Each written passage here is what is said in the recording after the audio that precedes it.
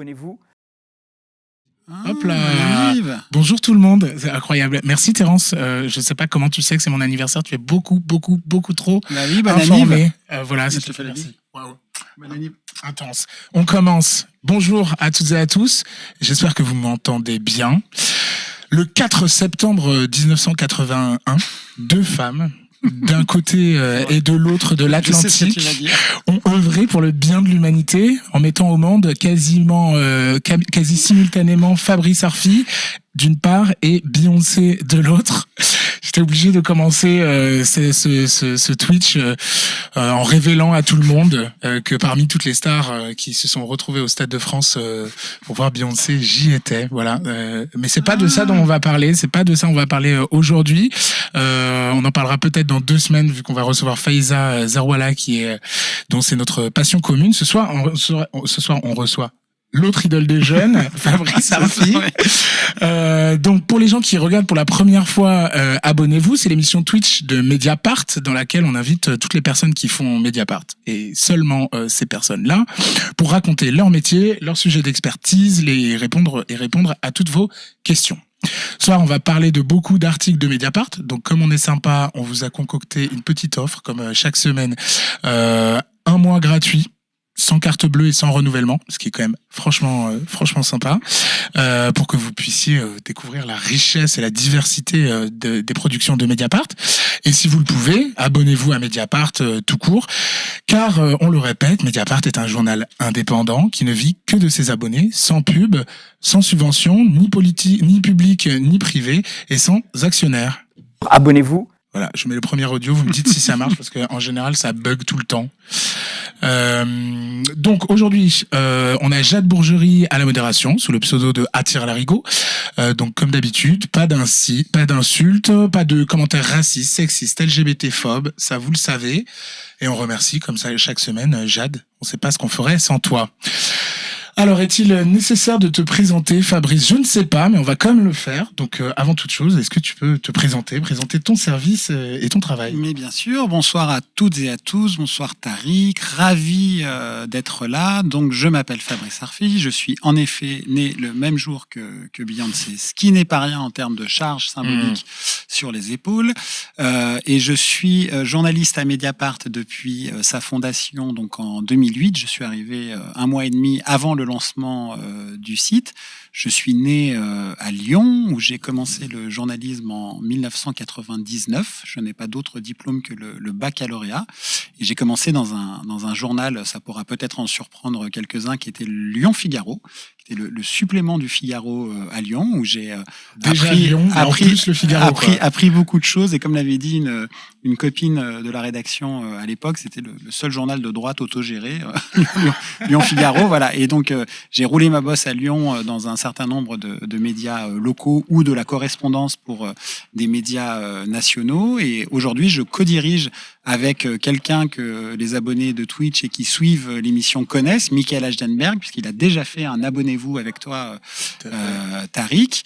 Et donc, tous les deux, nous pilotons, coordonnons, appelons ça comme on veut, le pôle enquête de Mediapart qui est constitué de 10 journalistes dont vous voyez les signatures toute la journée dans le journal. Trop bien. Et si on t'a invité, c'est particulièrement pour parler de la sortie du dernier livre de Mediapart que tu as co-dirigé donc avec Michael Ashdenberg dont tu parlais.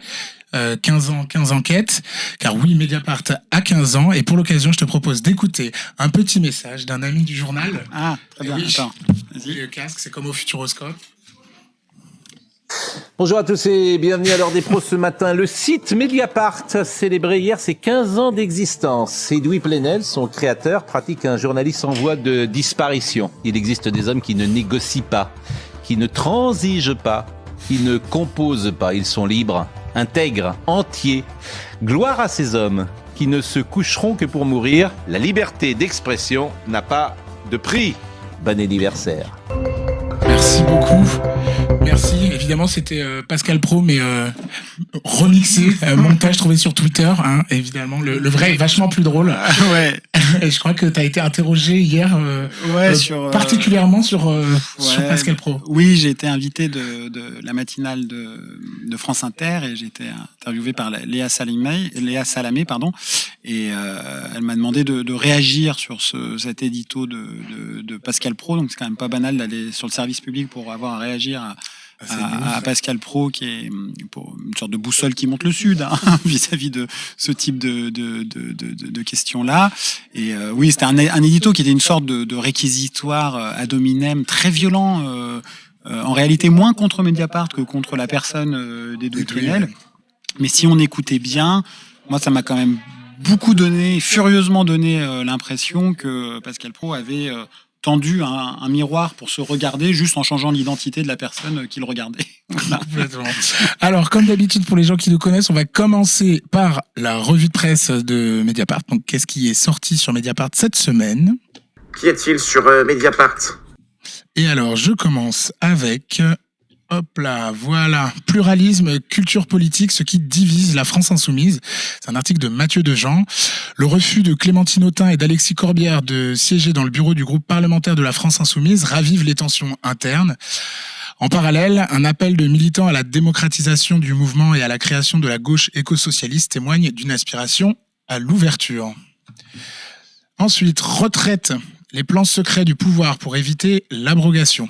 Pour échapper au vote sur la proposition de loi du 8 juin, le pouvoir a imaginé une manœuvre inédite qui serait portée dans l'hémicycle par la présidente de l'Assemblée nationale. Longtemps récalcitrante à une telle idée, Yael Braun-Pivet, j'arrive pas à le dire, Yael Braun-Pivet serait résolue mardi matin, donc mardi dernier, lors d'un petit déjeuner à Matignon. C'est un article de Pauline Graul et Ilyes Ramdani. La Macronie au monde de la culture. Sois subventionné et tais-toi. S'en prendre à la liberté de parole de la culture, ainsi que s'y emploie la ministre Rima Abdul Malak pour satisfaire son employeur élyséen, c'est menacer un contre-pouvoir essentiel. C'est saper la démocratie au nom de l'autorité, tel un Druon sous Pompidou. Et ça, c'est les références de Antoine Perrault. La lutte symbolique des salariés de Verbaudet. On nous traite comme ça parce qu'on est des mères isolées. Depuis plus de 2 mois, les préparatrices de commandes de Verbaudet font grève pour obtenir une augmentation de salaire. Avec 1 300 € net par mois, ces mères célibataires n'ont pour la plupart que de maigres salaires pour nourrir leurs enfants. Leur combat est devenu un symbole des luttes pour l'émancipation des travailleuses par elles-mêmes, selon Sophie Binet, la nouvelle secrétaire générale de la CGT. Et c'est un article de Younes Abzouz. Meurtre d'une infirmière à Reims, la psychiatrie en déshérence. C'est une analyse de Caroline Coq-Chedorge. Pau, Thouars, Reims, les meurtres de soignants par des patients atteints de sévères troubles psychiatriques se succèdent. Les politiques regardent ailleurs, pourtant, la politique est bien en cause. Affaiblie, la psychiatrie perd le lien et la confiance des malades. Les violences montent de tous côtés. Transférer les sans-abri à Paris, le projet qui inquiète. Le gouvernement souhaite inciter les sans-abri à quitter la région parisienne, d'où l'hébergement d'urgence est saturé. Les associations s'inquiètent des conditions dans lesquelles ces déplacements sont effectués. C'est un article de Faiza Zerwala. Plan climat de Total Energy, toujours plus de pétrole et de gaz. Le géant pétrolier a utilisé ses super profits records de 2022 pour investir toujours plus dans les énergies fossiles. D'ici à 2025, la firme est en passe d'approuver de nouveaux projets pétro-gaziers qui rejetteront près de 4 fois les émissions annuelles de la France. C'est un article de Michael Correa qui est passé aussi, qui était le premier dans cette émission. Ensuite, à l'extrême gauche, la recomposition permanente. NPA, révolution permanente, lutte ouvrière, sous l'effet des défaites sociales accumulées, de la poussée de l'extrême droite et de la surface occupée par la France insoumise à gauche, les partis héritiers du trotskisme prennent des directions diamétralement opposées. Un article de Mathieu Dejean. Ensuite, Pascal Pascariello écrit la CRS 8, l'unité va-t-en-guerre de Gérald Darmanin est visée par une enquête judiciaire. Des policiers de la CRS 8 ont une unité spéciale que Gérald Darmanin a créée en 2021 et qui utilise à sa main font l'objet d'une enquête ouverte par le parquet de Rennes pour avoir brutalisé un manifestant. Dans une note interne, le commandant de cette compagnie ne cache pas leur esprit va-t-en-guerre. Interrogé par Mediapart, des préfets s'émeuvent du fonctionnement hyper violent de cette compagnie. C'est assez édifiant et il y a également des vidéos de cette... C'est la brave M des CRS. C'est ça. Ensuite, une analyse de Edoui Plenel.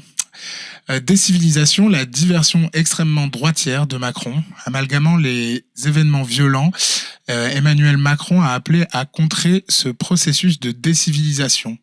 Plus politique qu'académique, le choix de ce mot ne doit rien au sociologue Norbert Elias, mais tout à la banalisation des idées d'extrême droite. Et on finit avec Le corps lesbien de Monique Wittig, le lesbianisme et politique. En 1973, paraît aux éditions de Minuit un recueil poétique et érotique aux airs d'expérimentation littéraire.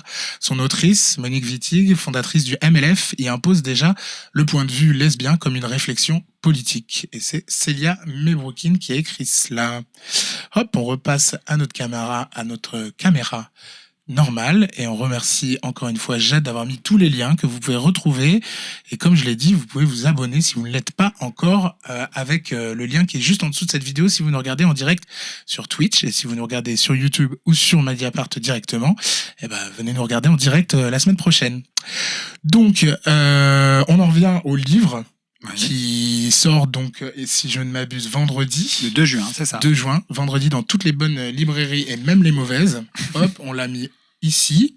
Qu'est-ce qui vous a poussé à l'écrire et comment a été organisé ce bouquin? Alors, Mediapart qui essaye de se diversifier depuis plusieurs années, c'est-à-dire de sortir de l'écran et de diffuser son esprit et son travail au-delà des tablettes et des ordinateurs ou du téléphone portable. Nous avons fait un film au cinéma, un documentaire, Media Crash. Nous avons fait un autre film cette année, Guet-apens, dont vous avez parlé à Abonnez-vous. Nous publions de manière régulière avec la revue dessinée des bandes dessinées en partenariat avec Mediapart. Et nous avons noué depuis quelques mois un partenariat, et même un peu plus, avec une grande maison d'édition parisienne qui est Le Seuil.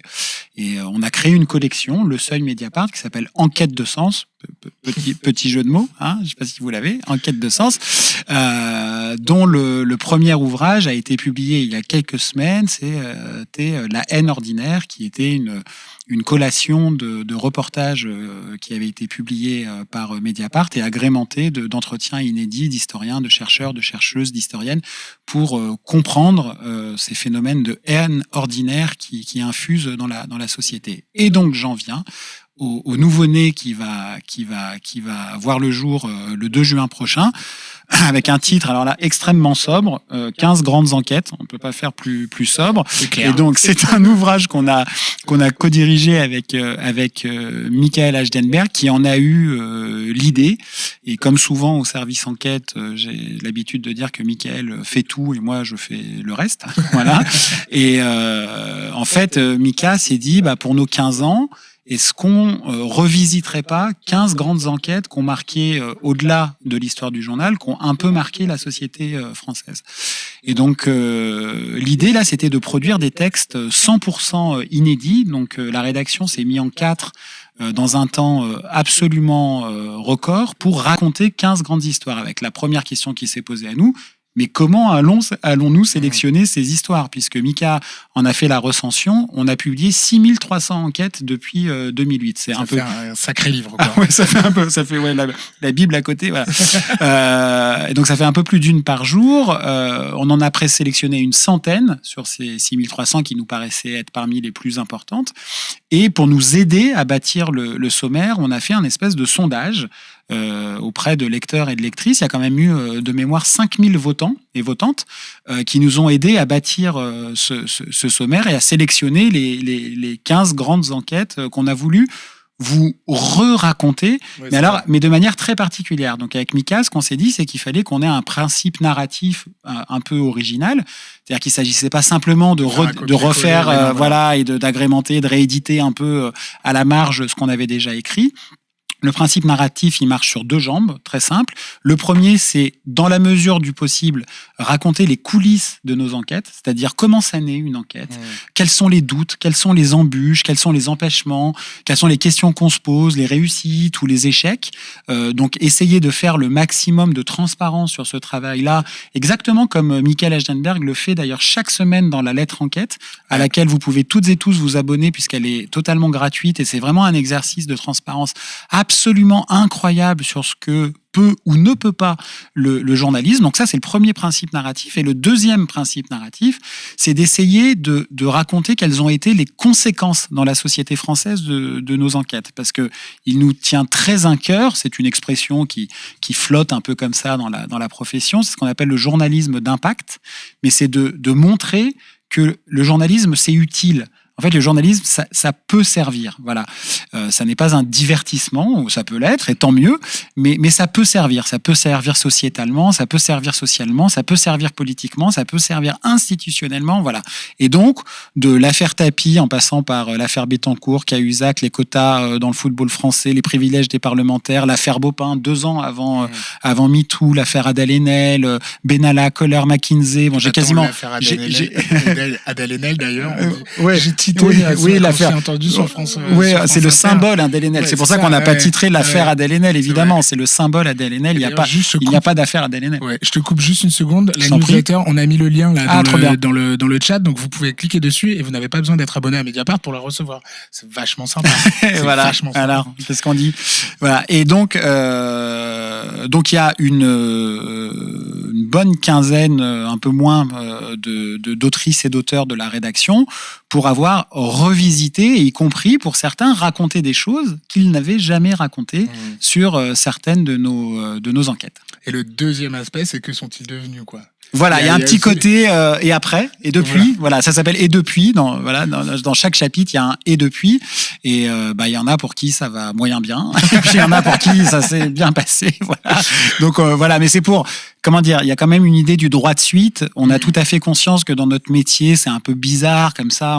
On fait des articles qui surgissent dans le quotidien des gens, ça apparaît sur le journal, c'est repris dans une matinale, c'est cité aux 20h, ça gave les réseaux sociaux, puis ça disparaît aussi vite que c'est apparu. Et bon, c'est très bien, il y a du bruit, pourquoi pas, mais on en oublie le signal. Voilà. Et donc nous, on a voulu quand même ramasser, synthétiser également, parce que bon, si je prends une affaire qui me tient très à cœur, l'affaire des financements libyens, avec Karl Lasquet. Quelle indignité. Quelle indignité, voilà, bien sûr. Bien sûr, novembre 2016. C'était pour la primaire. Ouais. C'était ça, Pujadas qui avait posé la question. C'est ça, Fillon et Juppé. Quand même, on avait quand même, pardon, petite parenthèse, mais on avait quand même François Fillon, Nicolas Sarkozy et Alain Juppé, c'est-à-dire 3 personnes condamnées pour des atteintes à la probité à l'heure où on se parle, dont 2 chefs de gouvernement et un président de la République. Donc ça raconte quand même quelque chose de l'esprit français en la matière. Si on prend l'exemple de l'affaire des financements libyens, avec Karl Lasquet, sur laquelle on écrit depuis 2011 avec Karl, c'est 150 articles qui ont été publiés dans le journal. Évidemment, on peut pas demander à notre lectorat de suivre précisément 150 articles et donc d'avoir l'essentiel en plus de la coulisse et des conséquences avec le livre. Et ce livre le permettra. Ouais, et pour le coup, il y a aussi au début, justement, qui va répondre un peu à la question de Terence. Quel est votre point de vue sur l'état actuel du journalisme d'investigation en France? L'avant-propos du bouquin pose en fait pourquoi vous avez choisi l'outil livre et aussi pour le laisser un peu dans le temps, laisser ces affaires. Absolument, absolument. En fait, c'est ce qu'on dit dans la préface avec Mika. On a voulu faire ce livre comme on fait une pause. Voilà. C'est-à-dire qu'à un moment, on est un journal quotidien. Bien sûr qu'on a les moyens d'avoir du temps pour en perdre. Voilà, c'est la grande chance d'un journal comme Mediapart, c'est d'avoir du temps pour en perdre, de pouvoir financer nos obsessions éditoriales et donc d'avoir le temps long, mais on reste un quotidien. Donc on est dans une nervosité de l'actualité qui est une chose extrêmement bizarre, l'actualité. Est-ce que c'est ce qui se passe? Est-ce que c'est ce dont les autres parlent? Est-ce que c'est ce que certains voudraient dont on parle? Bon, c'est un mot insaisissable, c'est notre grande intranquillité et tous les jours on essaye de composer avec, mais l'objet livre permet quand même d'avoir, contrairement à l'espace infini qui est celui d'Internet, un bon vieux principe de tragédie grecque, un début, un milieu, une fin, et un espace fini pour essayer de garder la substantifique moelle d'une histoire. Alors pour répondre à Terence, je sais pas comment on dit, et je m'en excuse, Terence. Mon point de vue sur le journalisme d'investigation, d'abord, c'est une grande récusation de l'appellation journalisme d'investigation.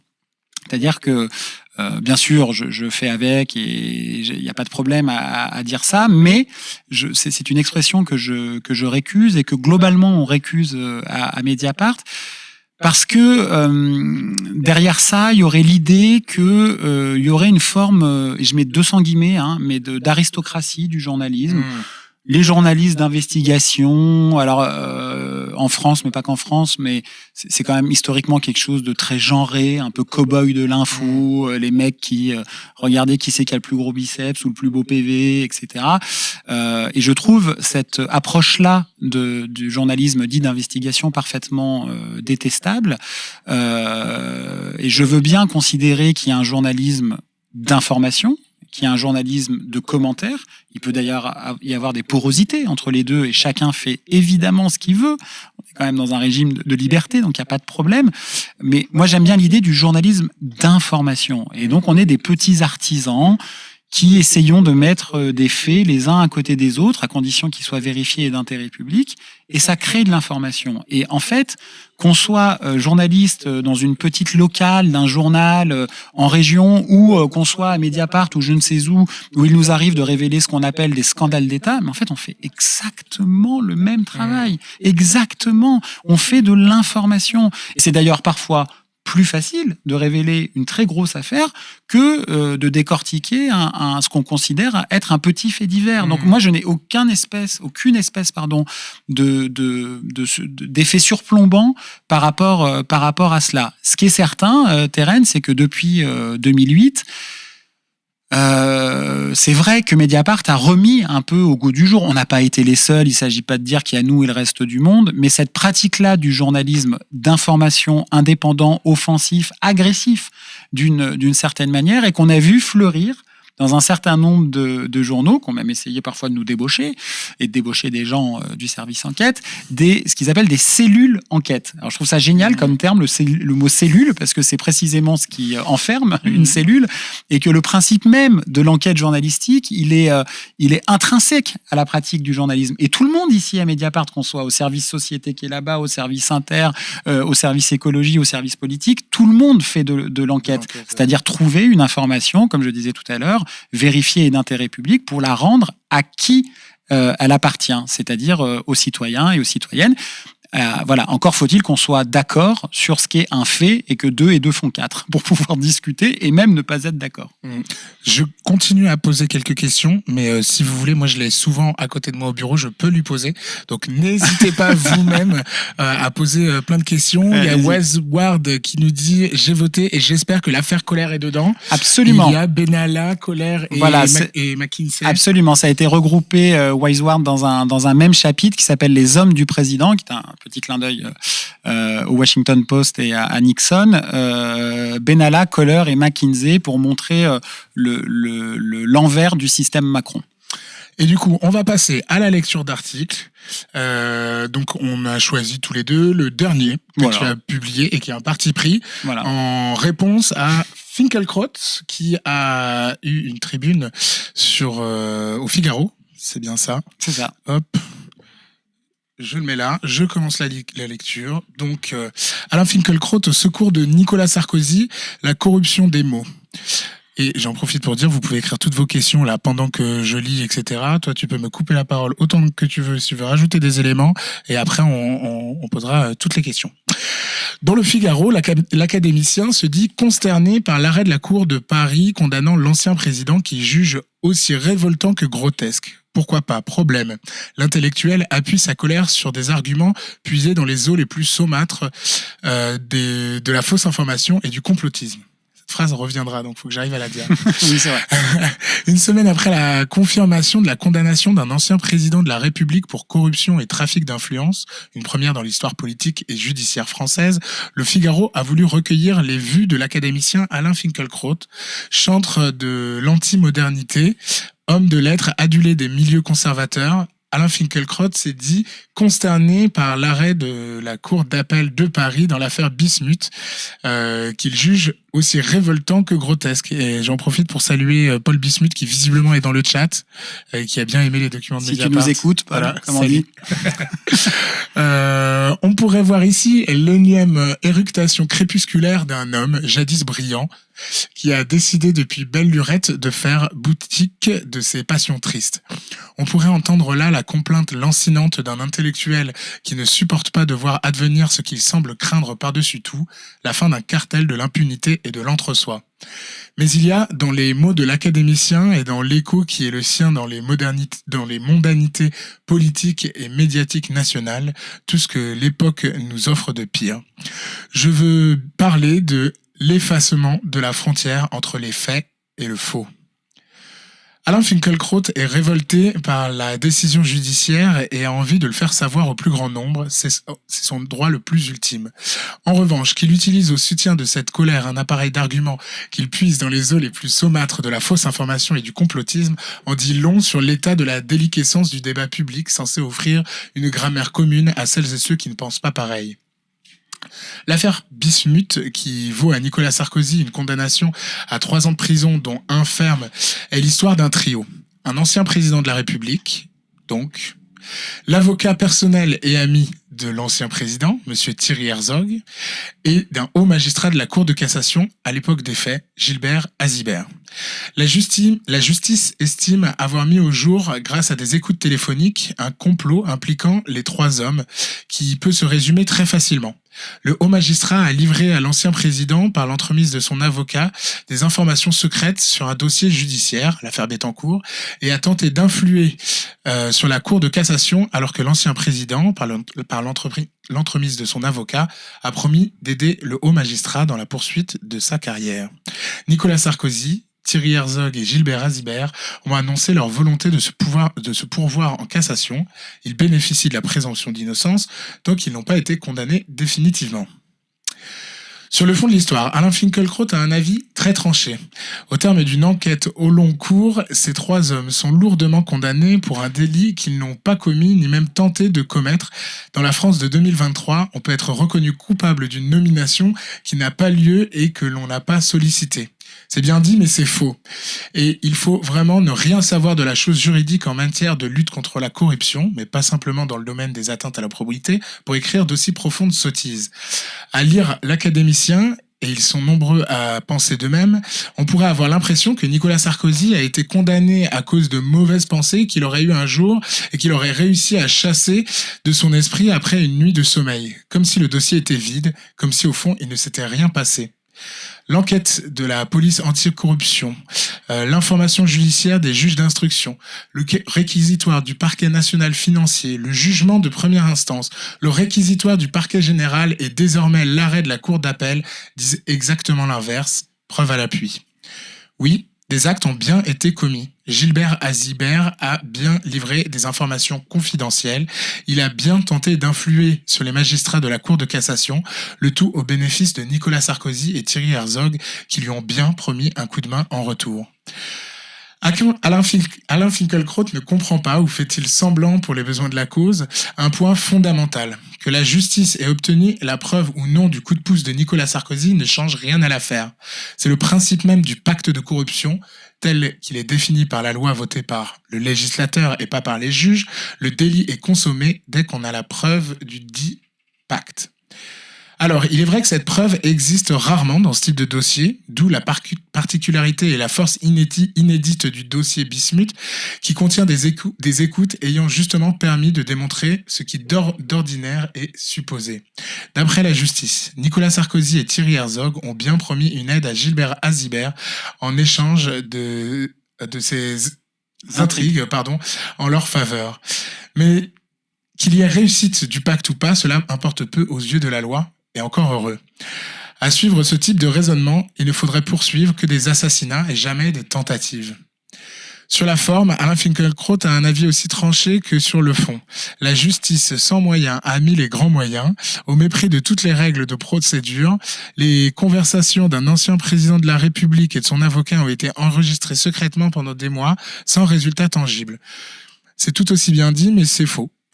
Pour la énième fois, voilà quelqu'un qui essaie de rejouer la partition des écoutes illégales. Non seulement cette question a été tranchée pendant l'instruction, y compris jusque devant la Cour de cassation, et c'est-à-dire la plus haute juridiction de l'ordre judiciaire, mais la Cour d'appel rappelle dans son arrêté de 156 pages pourquoi elle considère, elle aussi, qu'aucun droit de la défense n'a été violé. En somme, le secret professionnel des avocats n'a jamais permis de protéger la commission d'un délit, a fortiori, j'arrive jamais, a fortiori celui de corruption, j'arrive. Et aucune jurisprudence de la Cour européenne des droits de l'homme, la CEDH, ou changement législatif récent en France ne viennent changer quoi que ce soit au cas d'espèce, tant les faits ne sont pas comparables d'après la Cour d'appel. Pas plus que la technique dite des filets dérivants, c'est-à-dire de poursuivre un délit grâce à des écoutes opérées dans le cadre d'une enquête portant sur d'autres faits, n'est à remettre en cause ici. En effet, le dossier Bismuth est né d'écoutes diligentées contre Nicolas Sarkozy dans une autre affaire, le scandale des financements libyens. Et alors, essayons de décentrer 2 secondes le sujet pour comprendre de quoi on parle. Imaginons qu'un narcotrafiquant présumé qui est écouté par la police. Les enquêtes découvrent grâce aux interceptions que parallèlement à son trafic, il fomente avec son avocat un braquage ou pire un attentat. Alain Finkielkraut et ses suiveurs vont-ils donner des entretiens au Figaro pour demander qu'aucune enquête ne soit menée sur les nouveaux faits découverts, qu'aucune poursuite ne soit engagée? Mais l'inspecteur Finkielkraut, qui n'a pas suivi les audiences des 2 procès ni n'a manifestement lu l'arrêté de cour d'appel, va encore plus loin dans sa diatribe du jour contre l'état de droit. Il a, dit-il, trouvé le mobile du crime imaginaire dans lequel il love toute sa souffrance. Il fallait faire payer à Sarkozy ses projets de réforme et ses paroles peu amènes sur les juges lorsqu'il était à l'Élysée. Les juges mènent une croisade contre ceux qu'ils croient être des puissants et qui ont en réalité de moins en moins de pouvoir. S'ils s'honorent de combattre la force avec les armes de la loi, alors que la force c'est eux, et qu'ils sont libres d'exercer sans frein, car ils n'ont de compte à rendre à personne, cingle-t-il, dénonçant une justice en état d'ivresse. Là, il faut bien avouer que de telles positions relèvent de l'œuvre d'art, tant les procureurs autoproclamés de la justice semblent oublier que l'affaire Bismuth, telle qu'elle a été jugée 2 fois, est l'histoire d'un magistrat, Gilbert Azibert, condamné lui aussi pour corruption et trafic d'influence à 3 ans de prison, dont 1 ferme. Donc oui, la justice, parfois, pose problème. La preuve par Bismuth. Et voilà. Quelle conclusion. Alors, j'ai vu que ça avait bougé dans le chat. Hop. Qu'est-ce qu'on a de beau? Alors, tac. Alors, joyeux anniversaire. Longue vie à Mediapart. Merci pour ces 15 ans d'intérêt. Merci Daniel. Oslo. Qui est à Oslo? Peut-être. On ne sait pas. On salue tous les gens qui nous regardent à Oslo. À Oslo et hors de métropole et de France. Alors, si tu as est-ce que j'en ai pas marre de rabâcher? Ouais. C'est une bonne question. Günther Love. Ouais. Et alors la question, c'est tu n'en as pas marre, Fabrice, de rabâcher sur les grands médias à quel point c'est problématique les affaires. Alors si seulement j'en avais marre. en réalité, on n'est pas ultra invité pour en parler. Et ça rejoint un peu moi ma grande inquiétude après ce qui s'est passé et le pourquoi du texte qu'a lu Tariq. C'est que je crois qu'il y a un grand déni français sur la corruption française. C'est-à-dire que la France, on l'a un peu évoqué tout à l'heure, c'est quand même un pays qui a eu un président de la République, Jacques Chirac, qui a été condamné pour des atteintes à la probité, son successeur, Sarkozy, qui a été condamné pour des atteintes à la probité, le premier ministre du premier, Alain Juppé, qui a été condamné pour des atteintes à la probité, le premier ministre du second, François Fillon, qui a été condamné pour des atteintes à la probité. Et je pourrais évidemment... donc ça fait 2 chefs d'État, 2 chefs de gouvernement, et puis je pourrais citer une autre statistique que j'aime bien, 6 des 8, donc 6 sur 8, 6 des 8 derniers ministres ministres de la Justice sont dans les filets de la justice anticorruption. Soit qu'ils ont été jugés définitivement, c'est le cas de monsieur Hervoise, qui était socialiste, ou qu'ils vont être jugés bientôt, c'est le cas a priori de Éric Dupond-Moretti, notre actuel ministre de la Justice, ou d'autres qui sont mis en examen, ou eux aussi bientôt jugés. Par exemple, le premier ministre de la Justice d'Emmanuel Macron, François Bayrou, qui va être jugé pour détournement de fonds publics. Bon, une fois qu'on a dit ça, et j'ai pas tout dit, je suis très très loin d'être exhaustif sur ce qu'est l'état des atteintes à la probité en France. On pourrait se dire, basiquement, on a un problème avec la corruption et les atteintes à la probité en France. Imaginez qu'on dise la même chose avec le trafic de drogue. Si on multiplie les saisies de cocaïne, de crack, qu'on fait tomber des réseaux de narcotrafiquants, on se dit, waouh, on a un problème avec la drogue. Bon, en France, avec la corruption, quand il se passe ça, on se demande s'il faut supprimer le parquet national financier, si la justice est un peu trop politique, s'il existe une république des juges. Si je reprends mon exemple du trafic de stupes, on ne demande pas la suppression de la brigade des stupes. Bon, pourquoi ? Parce que en fait, ce qui me paraît absolument fascinant avec ce qui se passe, et l'interview d'Alain Finkielkraut que je prends, comme le véhicule de l'époque qui résonne à travers lui, et comme c'est quelqu'un qui a encore de l'influence dans ce que j'ai appelé les mondanités politiques et médiatiques, c'est très bavard sur cet entre-soi, ce petit monde de l'impunité qui ne supporte pas qu'on vient de mettre, ou qu'on essaye de mettre un terme à la délinquance qui est celle de leur milieu. Et ce sont les mêmes qui demandent toute la journée le respect de la police, le respect des institutions, la criminalisation de ceux-ci, qu'on soit sévère sur cela. Mais quand on parle de la corruption, alors ça, non, surtout pas. Le problème, c'est ceux qui la révèlent, parfois les journalistes, ou ceux qui la poursuivent, parfois la justice. Et donc là, c'est exactement, pour reprendre la phrase de Chirac face au péril écologique, c'était la maison brûle et on regarde ailleurs. Là, c'est pareil. La maison brûle et on regarde ailleurs, parce qu'on voudrait faire croire que les affaires, ce qu'on appelle les affaires, ce serait une sorte de rhume de la démocratie. Ça va, ça vient, au fond, c'est pas si grave. Voilà. Moi, je crois de manière documentée, que c'est non pas un rhume, mais un cancer. Je veux dire, depuis l'Empire romain et la chute de l'Empire romain, on sait ce que peut provoquer la corruption. Entre la poésie de Dante et les pièces de Shakespeare, on sait quelles peuvent être les conséquences de la corruption, parce que elle nous coûte énormément, ça nous coûte un pognon de dingue, pour citer quelqu'un de bien connu. C'est vraiment l'argent. Quand je parle de la corruption, c'est pas que le délit tel qu'il est défini par le code pénal, hein, c'est l'esprit de la corruption. Je mets évidemment la fraude fiscale dedans, etc. Donc c'est des montagnes d'argent que nous payons, nous, honnêtes gens, pour ceux qui ne payent pas. Ça, c'est la première facture. Et la deuxième facture, c'est la facture symbolique. C'est-à-dire que ça casse le lien de confiance entre les représentés et les représentants. Et donc, il y a une énorme fatigue démocratique derrière ça. Et donc, pour répondre à la question, j'aimerais être beaucoup plus sollicité, pas pour montrer ma fraise dans les médias, mais en tout cas pour que ce discours-là infuse un peu plus dans la société, pour qu'on réalise la gravité de la situation. Et en fait, ça ne se passe pas, mais en face, eux, ils réagissent, que ce soit dans l'Express, dans le Figaro, sur CNews, dans le JDD, l'offensive qu'on pourrait dire un peu réactionnaire de ce petit monde-là, elle est très puissante, avec un ressort, c'est la fausse information.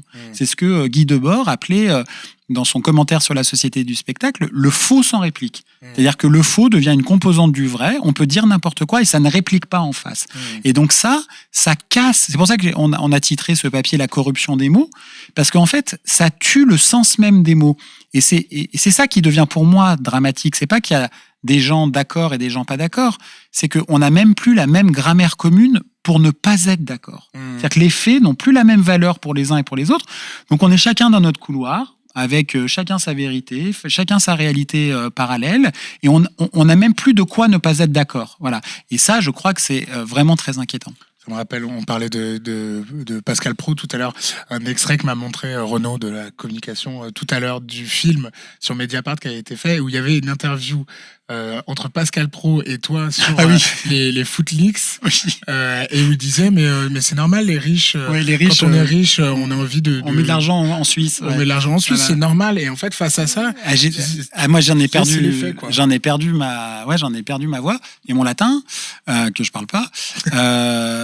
Il m'avait dit, il avait rajouté Pascal Praud, faudrait retrouver les images. Il avait dit mais Fabrice, est-ce qu'il fraude dans les règles de l'art? Oui, c'est vrai. J'ai dit, et voilà, donc c'est vrai que c'était un bon exemple. C'était il y a des années, hein, ça devait être en 2017, peut-être 2016 même.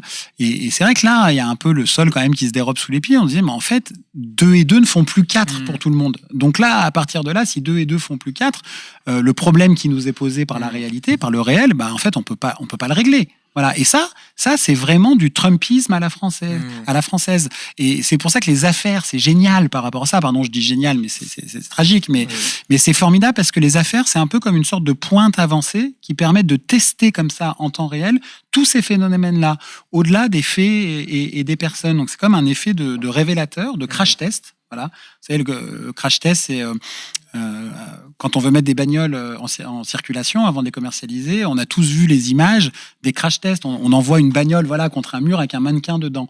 Et ben, les affaires sont des crash tests qui permettent de vérifier la solidité de la carrosserie, de notre citoyenneté, de nos institutions, du monde politique, des lois. Et le mannequin, eh ben c'est nous tous, qu'on soit de droite, de gauche d'ailleurs, peu importe. C'est nous qui payons ça, c'est nous qui sommes en danger dans ce type d'accident. Je me rappelle du titre du film, c'était dans Depuis Mediapart. Je sais pas qui avait réalisé ça, et il y a cet extrait-là. Maruna Massankapledo. Ouais. Et sur les faits, il y a pas très longtemps, tu as même appelé, je sais plus c'était les grosses. Ah oui, les grandes gueules. Les grandes gueules en direct. Oui, j'ai jamais fait ça de ma vie. Ouais. Alors, je me rappelle même plus pourquoi. Mais il y avait une des grandes gueules qui avait raconté mais strictement n'importe quoi me concernant, et j'avais vu sur les réseaux sociaux des alertes en disant mais Fabrice, il y a des gens qui disent ceci, il y a quelqu'un qui dit ceci, voilà. Et je m'étais invité en effet dans l'émission, j'avais jamais fait ça, pour essayer de remettre la mairie au milieu du village, ou l'église, ou la mosquée, ou la synagogue, ce qu'on veut, enfin, quelque chose au milieu du village. Le nez. Alors c'est comme sur les affaires de violence sexuelle, ceux qui sont dans les positions de pouvoir se protègent entre eux. Il y a de fait beaucoup de liens avec les affaires de violence sexistes et sexuelles, mais d'ailleurs on avait invité Lénaïque Bredou pour en parler, et il y a aussi un très bel ouvrage de ta collègue Marine Turki, Faute de preuves, justement entre la corruption et les VSS. Il y a quand même ce truc de comment on a une preuve et on a rarement une photo. Oui, de la remise de la valise, voilà, bien sûr. Et puis c'est des lieux c'est une justice qui s'attaque à des lieux de pouvoir par définition. Donc c'est vrai qu'il peut y avoir un certain nombre de corrélations entre les phénomènes. Tu me dis si tu vois des questions ou des commentaires qui t'intéressent. C'est la sanction plutôt laxiste dans cette affaire. Ah oui, je vois à quoi Sarion 8 fait référence. Relis la question. Alors, ce que je trouve le plus drôle, c'est la question, ou enfin plutôt le commentaire, c'est la sanction qui est plutôt laxiste dans cette affaire. Le juge fait son cirque, c'est très grave, c'est scandaleux quand un président, etc., et il condamne avec une peine qui est en fait plutôt légère. Alors, je vois tout à fait le sens de la remarque. À titre personnel, mais c'est un débat à avoir, je la nuancerai un tout petit peu. C'est vrai que pendant le procès, donc là je rejoins Sarion, c'est vrai que pendant le procès, au moment des réquisitions, c'est-à-dire quand celui qui représente l'accusation, donc c'est l'avocat général devant la cour d'appel, on appelle ça un procureur en première instance, il fait des réquisitions, c'est-à-dire ce qu'il demande au tribunal comme peine. Et l'avocat général du procès Bismuth en appel avait dit c'est l'affaire la plus grave de la Ve République. Bon, je suis pas sûr que ce soit la plus grave de la Ve République, c'est une affaire extrêmement grave, il n'y a pas de doute. Et la peine qui avait été demandée était simplement du sursis. Dans son délibéré, les 3 juges de la cour d'appel sont allés plus loin. Donc, ils ont été quand même plus sévères que ce qu'a demandé le parquet général en condamnant à 3 ans de prison, dont un ferme, Nicolas Sarkozy. Alors, il est condamné non pas à aller derrière les barreaux, il est condamné à une peine aménageable, c'est-à-dire à un bracelet électronique, c'est une surveillance électronique à son domicile, c'est-à-dire que son domicile devient en quelque sorte sa prison, même si je mets évidemment des guillemets entre ce que peut être le domicile d'un Nicolas Sarkozy et ce qui est la réalité terrible des prisons en France. Mais il s'est pourvu en cassation, et tant que là, c'est pas une décision définitive en droit interne, c'est-à-dire en France, pour l'instant, il n'a pas à subir le bracelet électronique. On peut considérer en effet que c'est une peine relativement légère, pourquoi pas, mais le quantum de la peine est une discussion extrêmement compliquée. La corruption, le délit pour lequel il était poursuivi, c'était au maximum 10 ans de prison. Mais à ce stade, pour la justice, Nicolas Sarkozy est un primo-délinquant. Donc, ils doivent composer les magistrats avec un certain nombre de paramètres, mais je comprends évidemment parfaitement ce que Sarion sous-entend dans sa question. Si on met en regard cela avec ce qui peut arriver à des délinquances de nécessité, à d'autres formes de délinquance qui sont pas forcément de nécessité, mais des vraies délinquances, où les peines sont parfois beaucoup plus sévères pour des faits qu'on pourrait considérer comme moins graves en termes de crime social. Je mets des guillemets au mot crime. Je comprends tout à fait qu'il peut y avoir ce type de réflexion. Moi, de ce point de vue-là, j'ai plutôt tendance à regarder le verre à moitié plein. C'est-à-dire que on avance quand même. C'est-à-dire qu'il y a quand même un ancien président qui a été condamné, y compris à de la prison ferme. Et Nicolas Sarkozy, en plus, s'inscrit dans un calendrier judiciaire qui va être très lourd pour lui. C'est-à-dire qu'une semaine avant, le parquet national financier avait demandé son renvoi dans l'affaire libyenne, qui est une affaire gravissime pour ceux qui la suivent sur Mediapart. Et puis, à l'automne prochain, Nicolas Sarkozy va être jugé en appel dans un autre dossier qui est l'affaire Big Malion. Là, c'est le financement illégal de sa campagne présumé en 2012. Donc à force, si la justice continue de le condamner, mais on ne sait pas ce qui se passera, mais s'il continue de le condamner, il ne sera plus primo-délinquant. Et donc nécessairement, les peines seront de plus en plus graves potentiellement.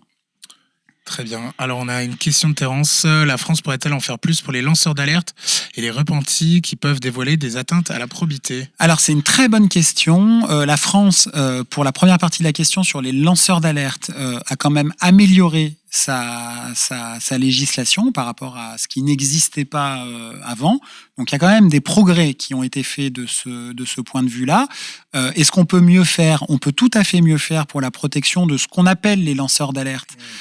Un lanceur d'alerte, comment dire ? Pour un journaliste, un lanceur d'alerte, c'est une source qui s'assume publiquement. Bon, moi, je comprends très bien que tout le monde n'ait pas envie d'être lanceur d'alerte, que son nom soit dans la nature, avec les conséquences que l'on connaît pour les gens qui ont parfois le courage et même certains l'inconscience de révéler un certain nombre de faits, parce que souvent, dans le système français, ça n'est pas que français malheureusement, ceux qui payent le prix le plus cher de tout cela, c'est ceux qui ont osé le dénoncer. Ils se mettent en danger professionnellement, ils se mettent en danger parfois en termes de santé, personnellement, parfois familialement, économiquement et parfois plus quand on touche à des affaires extrêmement graves.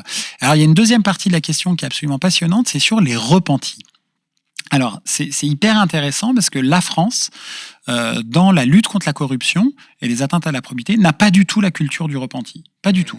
Le repenti, c'est vraiment pour le crime organisé, dans les mafias, par exemple, insulaires, corse ou autres, d'autres formes de criminalité. Là, il existe... Oui, je sais. Qui nous regarde très méchamment. Voilà, je sais qu'elle a... J'ai senti son regard, j'ai senti le souffle de son regard me mordre la nuque. Par exemple. Voilà. Non, mais c'est un exemple. J'ai cité la Corse, mais je pourrais évidemment citer d'autres territoires. Pays, voilà, ou nation, civilisation. Ça l'a fait rire. Bon, c'est bon, j'ai réussi à faire rire Hélène Salvi, je me signe. Voilà. Où il y a une culture dans la lutte contre le crime organisé du repenti. Et encore, il est beaucoup moins développé que ce qui peut exister dans d'autres pays. En France, sur la lutte contre la corruption, pas du tout. Et cette logique qu'on voit par exemple beaucoup dans les séries, notamment les séries américaines, ou ce qui a pu exister dans le pool anti-mafia à Palerme, à Rome ou ailleurs, de lutte contre la mafia italienne, on va négocier votre peine si vous nous aidez à poursuivre un peu plus haut que vous. Dans la corruption, je n'ai jamais vu ça et ça n'existe pas. On pourrait dire, malheureusement, pourquoi on ne considère pas que pour lutter efficacement contre cette délinquance-là, on ne devrait pas utiliser un certain nombre de leviers qu'on utilise pour d'autres types de délinquance. Je rappelle encore une fois, la corruption, telle que l'a voulu le législateur, pas les juges, le législateur, c'est 10 ans de prison. Donc c'est une délinquance qui est considérée socialement comme très grave. Et elle l'est très grave. Bon, et on voit bien que par exemple, quand on utilise des écoutes pour lutter contre la corruption, il y a tout un appareil de communication qui réussit à faire croire que l'affaire Bismuth, c'est une affaire des écoutes. Vous avez tous et toutes entendu ça à la télé, à la radio, parler de l'affaire des écoutes. Mais en fait, c'est pas une affaire des écoutes. Les écoutes, c'était le moyen de révéler une corruption. Parler des affaires des écoutes, c'est déjà installer l'idée que le problème, ce sont les écoutes, que les écoutes sont peut-être illégales. Ça renvoie à l'affaire des écoutes de Mitterrand, qui était une vraie affaire des écoutes politiques, administratives, non contrôlées par le pouvoir élyséen pour trouver les sources des journalistes ou connaître la vie privée des cibles. Là, on parle d'écoutes judiciaires, contrôlées, validées, considérées comme légales pour révéler la corruption. Donc, ça n'a rien à voir. Et pourtant, on appelle ça l'affaire des écoutes. Ça, c'est un très bon exemple d'une forme de post-vérité où comment on corrompt les mots, on corrompt les expressions pour empêcher de comprendre la réalité d'un dossier.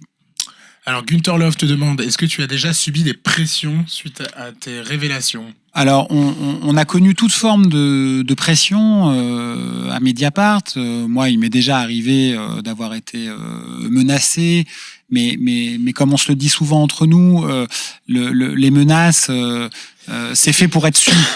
C'est quand un journaliste est menacé et qu'on veut le faire savoir, c'est exactement le type de personne qui, de mon point de vue, ne passe pas à l'acte. Donc, c'est plus pour faire peur qu'autre chose. Mais bien sûr qu'on a connu des pressions quand nous avons eu à gérer. Alors, c'est pas dans les locaux où nous sommes, c'est nos anciens locaux à Paris, la tentative de perquisition dans l'affaire Benalla, où on a vu débarquer, et j'avais eu à gérer ça personnellement, la brigade criminelle.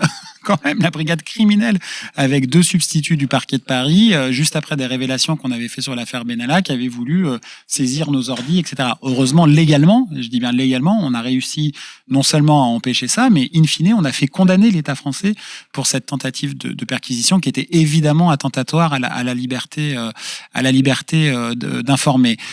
Mais pour répondre à la question, en fait, c'est pas nous le sujet. C'est-à-dire que nous, vous voyez là, on est dans une rédaction, il y a plein de gens, on a les moyens de se défendre, on se tient chaud, on est une équipe, on est un collectif, on a la publicité pour nous, je veux dire la publicité, rendre public ce qui nous arrive.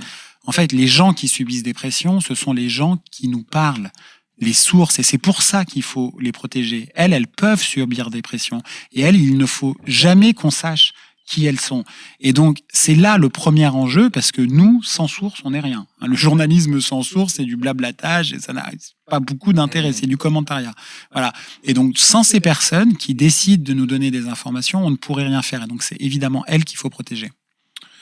Alors, premier message de Dakongith, je ne sais pas comment ça se dit non plus. Salut, un personnage de Star Wars. Ouais, c'est ça, je suppose. Salut, justement, Bayrou, il n'avait pas été viré pour moraliser la vie politique à cause de sa mise en examen? Alors, c'est encore mieux que ça. C'est encore mieux que ça. François Bayrou, qui a été le premier ministre de la Justice d'Emmanuel Macron, qui est quand même un enfant de l'affaire Fillon. Hein. Bon.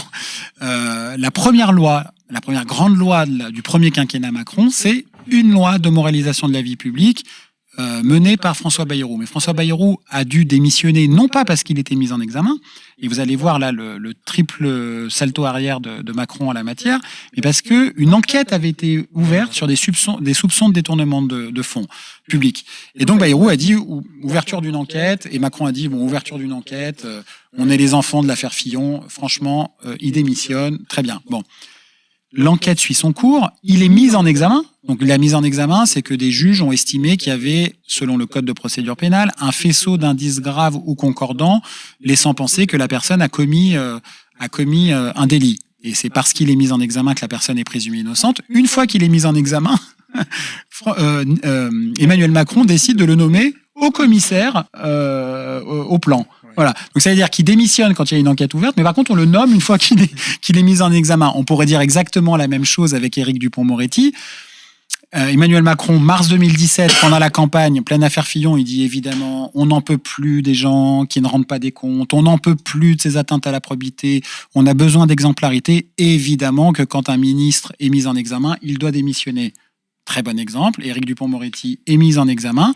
Non seulement il n'est pas démissionné, mais en plus, avec le nouveau quinquennat, il est renommé à son poste. Il est même plus que mis en examen, puisqu'il est renvoyé devant la Cour de justice de la République pour un délit qui s'appelle la prise illégale d'intérêt. Et par rapport à ce qui nous occupe et le papier que tu as lu tout à l'heure, Tariq, c'est quand même incroyable, c'est qu'il est notamment poursuivi pour avoir fait pression sur les magistrats anticorruption qui allaient représenter l'accusation au procès Bismuth en première instance. Donc ce que je veux dire par là, c'est qu'on raconterait ça dans l'Italie de Berlusconi, on dirait « Ah, c'est dingue, rends compte, t'as vu ce qu'ils font, les pratiques mafieuses en Italie, etc. » Là, ça se passe chez nous, c'est sous nos yeux, et on regarde ailleurs.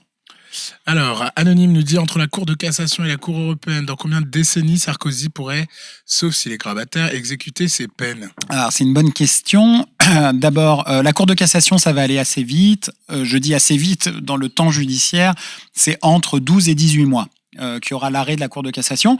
Là, une fois qu'il y aura l'arrêt de la Cour de cassation, si la Cour de cassation décide de confirmer la condamnation, là, il faudra qu'elle s'exécute, la condamnation. Donc, on aura un président de la République, un ancien président de la République, qui sera, si c'est confirmé, et il est toujours présumé innocent puisque la condamnation n'est pas définitive, une convocation d'un juge d'application des peines où il faudra mettre un bracelet électronique pour restreindre sa liberté de mouvement. Ensuite, il pourra, une fois que toutes les voies internes, c'est comme ça qu'on dit dans le barbarisme juridique, auront été épuisées, il pourra saisir la Cour européenne des droits de l'homme. Il a déjà annoncé qu'il le fera. Là, les délais sont beaucoup plus longs, en effet, mais si la Cour de cassation a confirmé, il devra purger sa peine. Ce qui est intéressant avec la Cour européenne des droits de l'homme, qu'on appelle la CEDH, c'est que c'est le même Sarkozy qui, quand il était ministre de l'Intérieur, entre 2002 et 2005, s'en était pris à ce qu'il avait appelé les droits de l'hommistes. C'est vraiment le terme hérité de l'extrême droite. Voilà. C'est le même Sarkozy qui tapait sur le droit international et l'état de droit, notamment celui de la CEDH, pendant la campagne électorale de 2012. Et ben aujourd'hui, les droits de l'hommiste, ça le chatouille un peu quand même. Il a besoin de leur chaleur et de leur compagnie. Évidemment, on verra ce que dit la CEDH dans cette affaire, mais ça peut en effet prendre du temps. Guimouze nous dit, c'est quand même dommage, on ne verra pas Emmanuel Macron aller au parloir pour obtenir des conseils politiques. Ça fait quand même référence au fait que Sarkozy soit à chaque fois envoyé au nom de la France. Mais exactement. Depuis que Macron est président de la République, à plusieurs reprises, à la demande d'Emmanuel Macron, Nicolas Sarkozy a été envoyé représenter la France, c'est-à-dire nous représenter le drapeau, représenter la République à l'étranger. C'est arrivé pour plusieurs événements internationaux importants, et c'est Nicolas Sarkozy qui était soit déjà mis en examen, soit déjà renvoyé devant le tribunal, soit même déjà condamné. Et là aussi, sur le déni français, c'est extravagant. Imaginez que Sarkozy, en fait, il a été condamné pour braquage, qu'il ait été condamné pour trafic de stupes. Ouais. On n'aurait jamais accepté l'idée, socialement, dans le monde politique dont on parle, de l'envoyer représenter la France. Qu'il soit condamné pour corruption, on peut toujours en faire un consigliéré, un visiteur du soir à l'Élysée. Ça nous dit quand même quelque chose de très profond sur le déni culturel de la corruption. Et quand l'exemple, ou plutôt le contre-exemple, vient de tout en haut, c'est-à-dire celui d'Emmanuel Macron et de l'Élysée, c'est évidemment dramatique. Oui, Gunther Love nous dit, il n'y a pas une loi sur le secret des affaires récemment qui empêche les lanceurs d'alerte. Est-ce que tu as des éléments? Si, oui, en fait, il y a eu, ça c'est un vieux combat de Mediapart et du collectif Informer n'est pas un délit, qui est né sur l'arrivée d'un secret des affaires, d'abord dans le droit européen, puis dans la loi française. Et en fait, on avait tenté d'alerter en disant, nous, on n'est pas du tout des ennemis du secret. En démocratie, il faut du secret. Il faut du secret défense, il faut du secret médical, il faut évidemment du secret de la vie privée. Pourquoi pas du secret des affaires pour éviter l'espionnage économique. Ça, ceux qui pensent que nous sommes les ennemis du secret se trompent. En revanche, l'expérience qui est la nôtre journalistique pour comprendre tout ça, c'est qu'en France, le secret, il est souvent mal défini et mal contrôlé. C'est-à-dire qu'on met n'importe quoi sous secret défense ou sous d'autres formes de secret, et on le contrôle mal. Donc c'est comme ça que, par exemple, dans des grandes affaires de corruption sur les ventes d'armes, plein de gouvernements ont utilisé le secret défense pour protéger la corruption, et que la justice ne le découvre pas. C'est une vieille affaire, qui est l'affaire, par exemple, des frégates de Taïwan, qui avait défrayé la chronique dans les années 90. C'est un peu la même chose qu'on avait tenté d'alerter avec l'association Informer n'est pas un délit concernant le secret des affaires, de dire là, vous allez créer aux affaires économiques un secret équivalent au secret défense pour les affaires militaires. Et vous allez voir, ça va être utilisé pour empêcher la liberté d'informer, donc potentiellement les lanceurs d'alerte. Et c'est ce qui est arrivé, par exemple, aux collègues du journal Le Monde, qui ont fait des révélations très importantes sur des dispositifs médicaux. C'était une enquête qui s'appelait les Implant Files, sur des dispositifs médicaux défectueux qui mettaient en danger de manière sanitaire la vie des gens. Eh bien, le secret des affaires leur a été opposé pour empêcher d'avoir des informations, pourtant sur ce qu'était une crise sanitaire. Donc, en effet, ça peut être problématique. Alors là, on a un petit échange. Il y a un docu sur la mafia corse qui vient de sortir sur Canal. Puis on répond. Et là, t'es parti, c'est bon, allez-y. Bon, on peut y aller. Il y a quelqu'un qui dit, moi, j'attends qu'un docu sur les affaires Bolloré en Afrique sorte sur Canal. Oui, vous allez attendre longtemps. Hein. Ouais. Non, mais sur Canal. Sur Canal, oui, mais nous. Oui. Là-dedans, oui. Oui. C'est Martine Orange. Absolument. Alors, c'est absolument Martine Orange. L'Empire caché de Vincent Bolloré. Voilà, l'Empire caché de Vincent Bolloré. Ça, c'est assez intéressant parce que c'est une enquête formidable enquête que Martine a faite en 2009, à l'époque où Vincent Bolloré n'incarnait pas ce qu'il incarne aujourd'hui. Eh bien, dans notre sondage qu'on a fait avec les équipes pour faire le sommaire de ce livre, cette enquête, je crois pouvoir dire qu'elle a été plébiscitée. C'est-à-dire que vraiment parmi les plus de suffrages qu'une enquête a pu recueillir pour le sommaire de ce livre, c'était celle sur l'Empire caché de Vincent Bolloré que Martine a donc re-raconté de manière totalement inédite dans ce merveilleux livre dont nous sommes extrêmement fiers. On l'aura dit. Voilà. La Pioche 38, vous n'êtes pas des éditorialistes, effectivement, c'est les faits. Mais on peut l'être. Mais il y a du parti pris. Bien sûr. Bien sûr.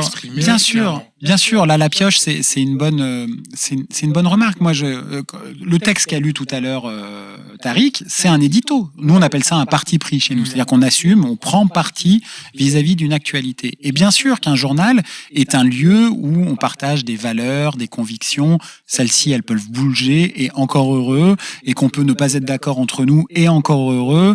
Voilà. Et que le pluralisme et la liberté d'expression, c'est de pouvoir afficher un certain nombre de principes et de convictions. Mais, ça, c'est pas le monopole et encore moins l'apanage des journalistes. L'avis d'un journaliste, franchement, ça vaut pas beaucoup plus que l'avis de n'importe qui, ça vaut même pas plus du tout que l'avis de n'importe qui. En revanche, et c'est là où vous avez raison La Pioche, c'est que notre primauté professionnelle, c'est de produire de l'information, de trouver des faits. Ensuite, il n'est pas interdit d'avoir un avis là-dessus. Mais avoir un avis avant d'avoir les faits, ça, c'est quand même un grand problème. C'est ce qu'on appelle le commentariat. Voilà, c'est des gens qui ont un avis sur tout, mais surtout un avis. Et donc, nous, évidemment, et a fortiori au service enquête, mais c'est valable pour les autres services, évidemment, du journal, on essaye d'avoir avant tout des faits pour alimenter la grande conversation publique. Tu parles des faits, et je te propose de remettre le super. casque, parce que qu'est-ce que ça fait plaisir de temps en temps quand on remet les faits oui, bien sûr. sur la table. Le 26 janvier, je n'étais pas à Paris, j'étais en Poitou-Charentes. Non, il était à Paris le 26 janvier, il y a des photos. Voilà, c'était juste ça. Mais qu'est-ce que ça fait plaisir de temps en temps. C'était dans l'affaire libyenne. Ouais. Exactement. Et d'ailleurs, pour la petite anecdote, c'était un moment où les juges, le 26 janvier, les juges se demandent, c'était le 26 janvier 2007, se demandent s'il n'y a pas eu une remise de Valoche à ce moment-là. Et Sarkozy, quand il a été entendu par les juges, il a redit ça. Là, c'était devant la télé, mais là, c'était à la télé. Il l'a dit devant la magistrate instructrice, je sais pas comment on dit exactement. Dit, mais écoutez, je n'étais pas à Paris. J'ai mes agendas, je vous les amène quand vous voulez, je vais prouver par mes agendas que j'étais pas à Paris. La juge l'a dit parfaitement, formidable, amenez-moi vos agendas, etc. Bon. Et quelques jours plus tard, les agendas n'arrivent pas, et donc elle écrit à l'avocat de Nicolas Sarkozy pour dire, est-ce que vous pouvez m'amener les agendas? Vous me les avez promis, vous m'avez dit que vous les aviez, si on peut fermer cette porte, on la ferme. Et Thierry Herzog a dit, c'est l'avocat de Nicolas Sarkozy, désolé, on a perdu les agendas. Ouais. Et alors c'est assez intéressant parce que c'est les agendas, on parle des agendas que Nicolas Sarkozy voulait à tout prix récupérer dans l'affaire Bettencourt. Et c'était exactement la question de quoi? qui était posée à Gilbert Azibert dans l'affaire Bismuth. C'était sur ça que portaient les tentatives d'influence de Gilbert Azibert sur la Cour de cassation pour les agendas de Nicolas Sarkozy. Donc on comprend mieux un peu pourquoi, ou plutôt on comprend pas pourquoi Nicolas Sarkozy, qui avait tant besoin de récupérer ces agendas, une fois qu'il lui était loisible de les donner à la justice pour prouver et en tout cas déminer un soupçon judiciaire, finalement il les avait perdus, ces agendas auxquels il tenait pourtant tant. Voilà. Probablement avec le coffre de Benalla.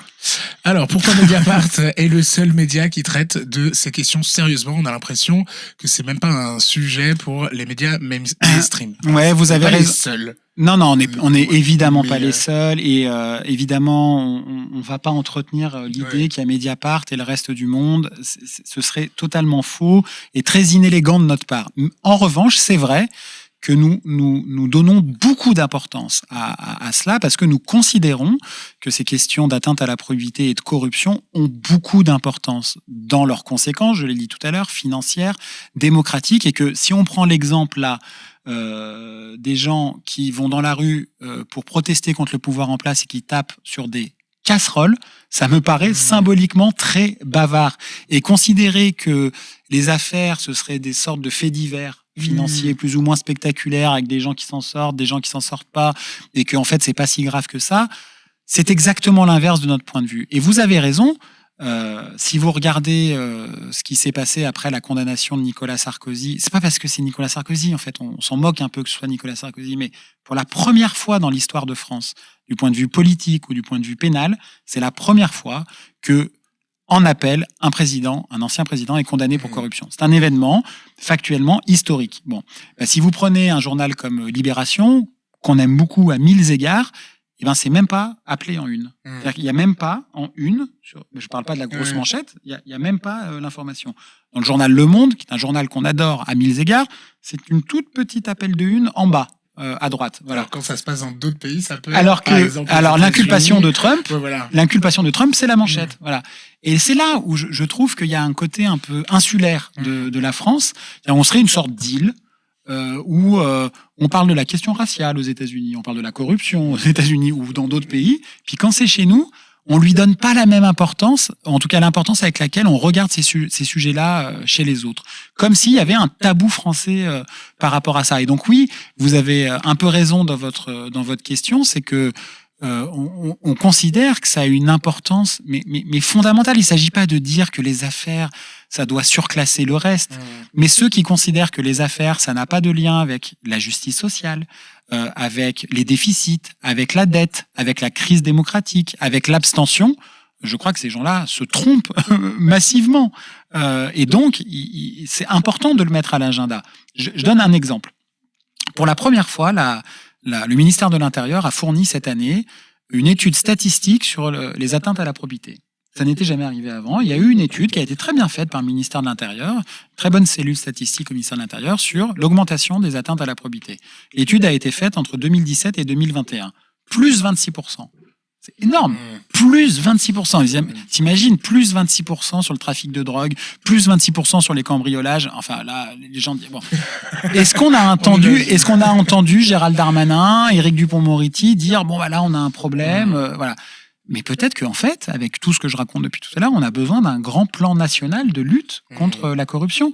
Mais évidemment, comment Éric Dupond-Moretti pourrait dire cela alors que lui-même va être jugé devant la Cour de justice de la République pour prise illégale d'intérêt, pour avoir fait pression sur les magistrats anticorruption de l'affaire Bismuth. Donc, voilà. Donc, on a l'impression un peu d'être parfois dans un roman orwellien, quoi. Voilà. Ouais, c'est pas. On en rigole souvent, mais c'est pas juste une passion pour Sarkozy. Voilà, c'est pas. Voilà, voilà, non. Sarkozy. Oui, c'est vrai que ça l'avait même retweeté. On me le fait souvent, ça.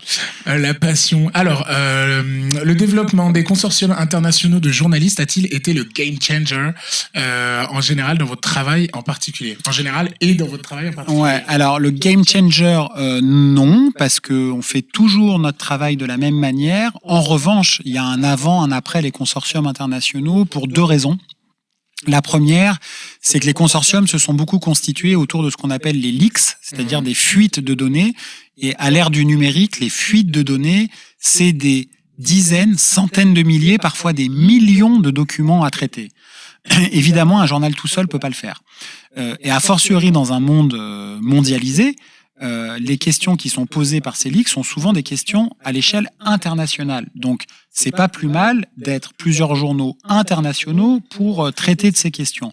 Donc là, c'est évident que cette force de frappe a permis de travailler des matières qu'avant on n'arrivait pas à travailler. Ça, c'est le premier point. Le deuxième point, c'est que quand vous avez 10, 15, 20, 100, 200 grands journaux internationaux qui, le même jour, à la même heure, mettent à la une le même sujet, c'est génial. Et là, il y a un petit côté game changer parce que ça pète l'agenda public. Ça pète l'agenda de la communication et ça met à l'agenda de tout le monde en disant nous, grands journaux du monde, on vous dit que ça, c'est important. Ça, la fraude fiscale, c'est important. L'évasion fiscale, c'est important. Ou d'autres sujets. Là, je vous parle, moi, des sujets qui sont souvent les miens, mais peu importe. Ou d'autres. Voilà. Et ça, c'est une force du journalisme, c'est de pouvoir casser l'agenda qui est imposé parfois par des pouvoirs de la communication ou politique. Justement, au début du bouquin, tu expliques, enfin, vous expliquez pourquoi des enquêtes. Alors, Mediapart ne fait pas que des enquêtes, il y a aussi des reportages de grande qualité, etc. Et est-ce que tu peux... Et d'ailleurs, par ailleurs, on a parlé il y a 2 semaines de l'autre livre de Mediapart, qui est Chronique de la haine ordinaire, où justement, c'est moins des enquêtes que des chroniques, etc. Et je crois que dedans, tu reviens oui, bien sûr. Sur En cet fait, c'est quoi la différence? Bien sûr, parce qu'on pourrait donner l'impression que... il y aurait une façon de tirer la couverture à nous avec ce type d'affaires, etc. Et évidemment pas du tout. Et l'exemple du livre La haine ordinaire qu'on a fait avec Le Seuil, mais évidemment Mediapart est un journal immensément riche de sa diversité, de reportages que partout aux 4 coins du monde nos correspondants ou les journalistes du pôle international font partie de la sève du journal. Mais c'est vrai que Mediapart s'est installé dans le débat public autour de ces enquêtes-là et que par ailleurs, ces enquêtes-là ont une force parfois de bousculer la société, d'empêcher d'être dans des bulles de réassurance et de conviction. Je prends un exemple que je connais bien, par exemple l'affaire Cahuzac. Quand on était sous Sarkozy, les mondanités parisiennes disaient mais Mediapart c'est l'anti-sarkozysme primaire. Voilà, ça c'est l'expression consacrée, anti-sarkozysme primaire. Bon voilà, de toute façon sous Hollande ils vont rien faire. Et bim, on débarque, affaire Cahuzac. L'affaire Cahuzac, pour les gens qui ne le savent pas, un ministre chargé de la lutte contre la fraude fiscale qui lui-même fraude le fisc pendant 20 ans. Je le dis aussi bien qu'il y a l'affiche derrière. Donc voilà, l'affiche du festival. Ah oui, l'affiche du festival, parce que sinon c'est Sarkozy et Kadhafi. Voilà. Plein de nos lecteurs qui avaient le cœur qui battait à gauche. D'ailleurs, c'était un mot qui revenait souvent, disait « je peux pas croire ». Je peux pas croire. C'est vrai qu'il y a un côté pompier pyromane, le ministre du budget qui a des comptes cachés en Suisse et à Singapour. Ça fait mauvais genre. Mais je peux pas croire. Mais c'est pas justement le régime de la croyance. L'information n'est pas un lieu de réassurance de ses convictions. Parfois, avec des informations, on bouscule nos propres convictions, les convictions de ceux qui nous lisent. On n'est pas là pour faire plaisir, en fait. On n'est pas là pour simplement donner des arguments pour penser dans un sens, et pas penser dans l'autre. Et de ce point de vue-là, les enquêtes, c'est un merveilleux endroit pour ça, et ça bouscule la société, et ça a des conséquences. Et puis par ailleurs, nous, on est très embêtants avec plein de gens pour leur demander des comptes. Il est bien normal que nous aussi, nous en rendions un peu sur la manière dont nous travaillons, dont nous doutons, parce qu'on doute beaucoup, et on peut se tromper, on essaye au maximum de se tromper avant d'écrire, plutôt qu'après. D'ailleurs, dedans, là, dans le livre, je vais lire un tout petit extrait que je trouve assez bien vu. Celles et ceux qui nous lisent le savent, nous enquêtons sur tout le monde, la droite, la gauche, le centre, l'extrême droite ou l'extrême gauche, les multinationales, les ONG, les fédérations sportives, les syndicats, les stars, les dictatures étrangères. Jamais nous ne réfléchissons en fonction d'une cause qu'il faudrait protéger. Ce n'est pas parce que nous révélons une maltraitance dans une ONG de défense de l'environnement que nous sommes subitement favorables au dérèglement climatique. Et ce n'est pas parce que nous écrivons sur les violences sexuelles d'une figure de l'antiracisme que nous défendons les tenants d'une politique discriminatoire. Ouais. C'est exactement ce que tu dis. Mais bien sûr. Et d'ailleurs, ce serait ça l'honneur d'un journal conservateur de pouvoir faire des révélations sur, par exemple, un parti politique considéré comme conservateur. Voilà, c'est l'information et elle n'est pas la propriété quand elle va dans le sens d'un journal qui a la même couleur entre guillemets sociétale ou politique que la dite information. Voilà. Et donc c'est ça l'indépendance aussi. Notre indépendance économique, actionnariale nous permet aussi cette indépendance, j'ai envie de dire quasi culturelle, politique au sens avec un grand P.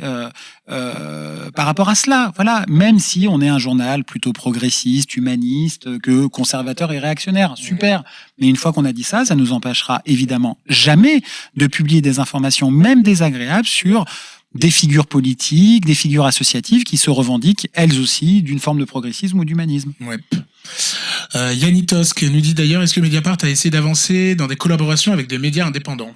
Oui, d'abord, Mediapart est très fort de la richesse de tout un tas de médias en région, indépendants. Il y a le réseau Médiacité, Mars Actu, tout un tas de rue 89 Strasbourg, rue 89 à Lyon. Donc, on essaye un peu sous le parapluie de ce qui est devenu Mediapart, et on en est très heureux de faire rentrer dans la famille Mediapart tout un tas d'initiatives, notamment dans la presse dite locale, d'indépendance, qui sont très difficiles. La presse française, la France, du point de vue du journalisme en région, c'est très compliqué. J'en viens, je sais ce que c'est. On a des baronnies en France, avec des baronnies politiques, des baronnies médiatiques, où il y a un quotidien imprimé dans chaque ville. Il n'y a pas de pluralisme, il y en a un, comme s'il y avait le monopole comme ça de l'information sur une cité. Et donc il faut absolument qu'il y ait une révolution du journalisme en région, et on essaye de l'accompagner avec ces médias indépendants. On a également des partenariats avec d'autres médias à l'étranger. Et de ce point de vue-là, Mediapart est cofondateur avec d'autres journaux européens, à peu près une quinzaine, d'un consortium, donc ça fait la jonction avec l'autre question, d'un consortium international qui s'appelle l'EIC, European Investigative Collaboration, EIC. Et donc il y a une quinzaine de médias, le Spiegel en Allemagne, le Soir à Bruxelles et une douzaine d'autres, qui nous permet de mener de grandes opérations internationales, dont l'une des plus connues, on a parlé de Pascal Praud tout à l'heure, c'était les Football Leaks saison 1 et Football Leaks saison 2.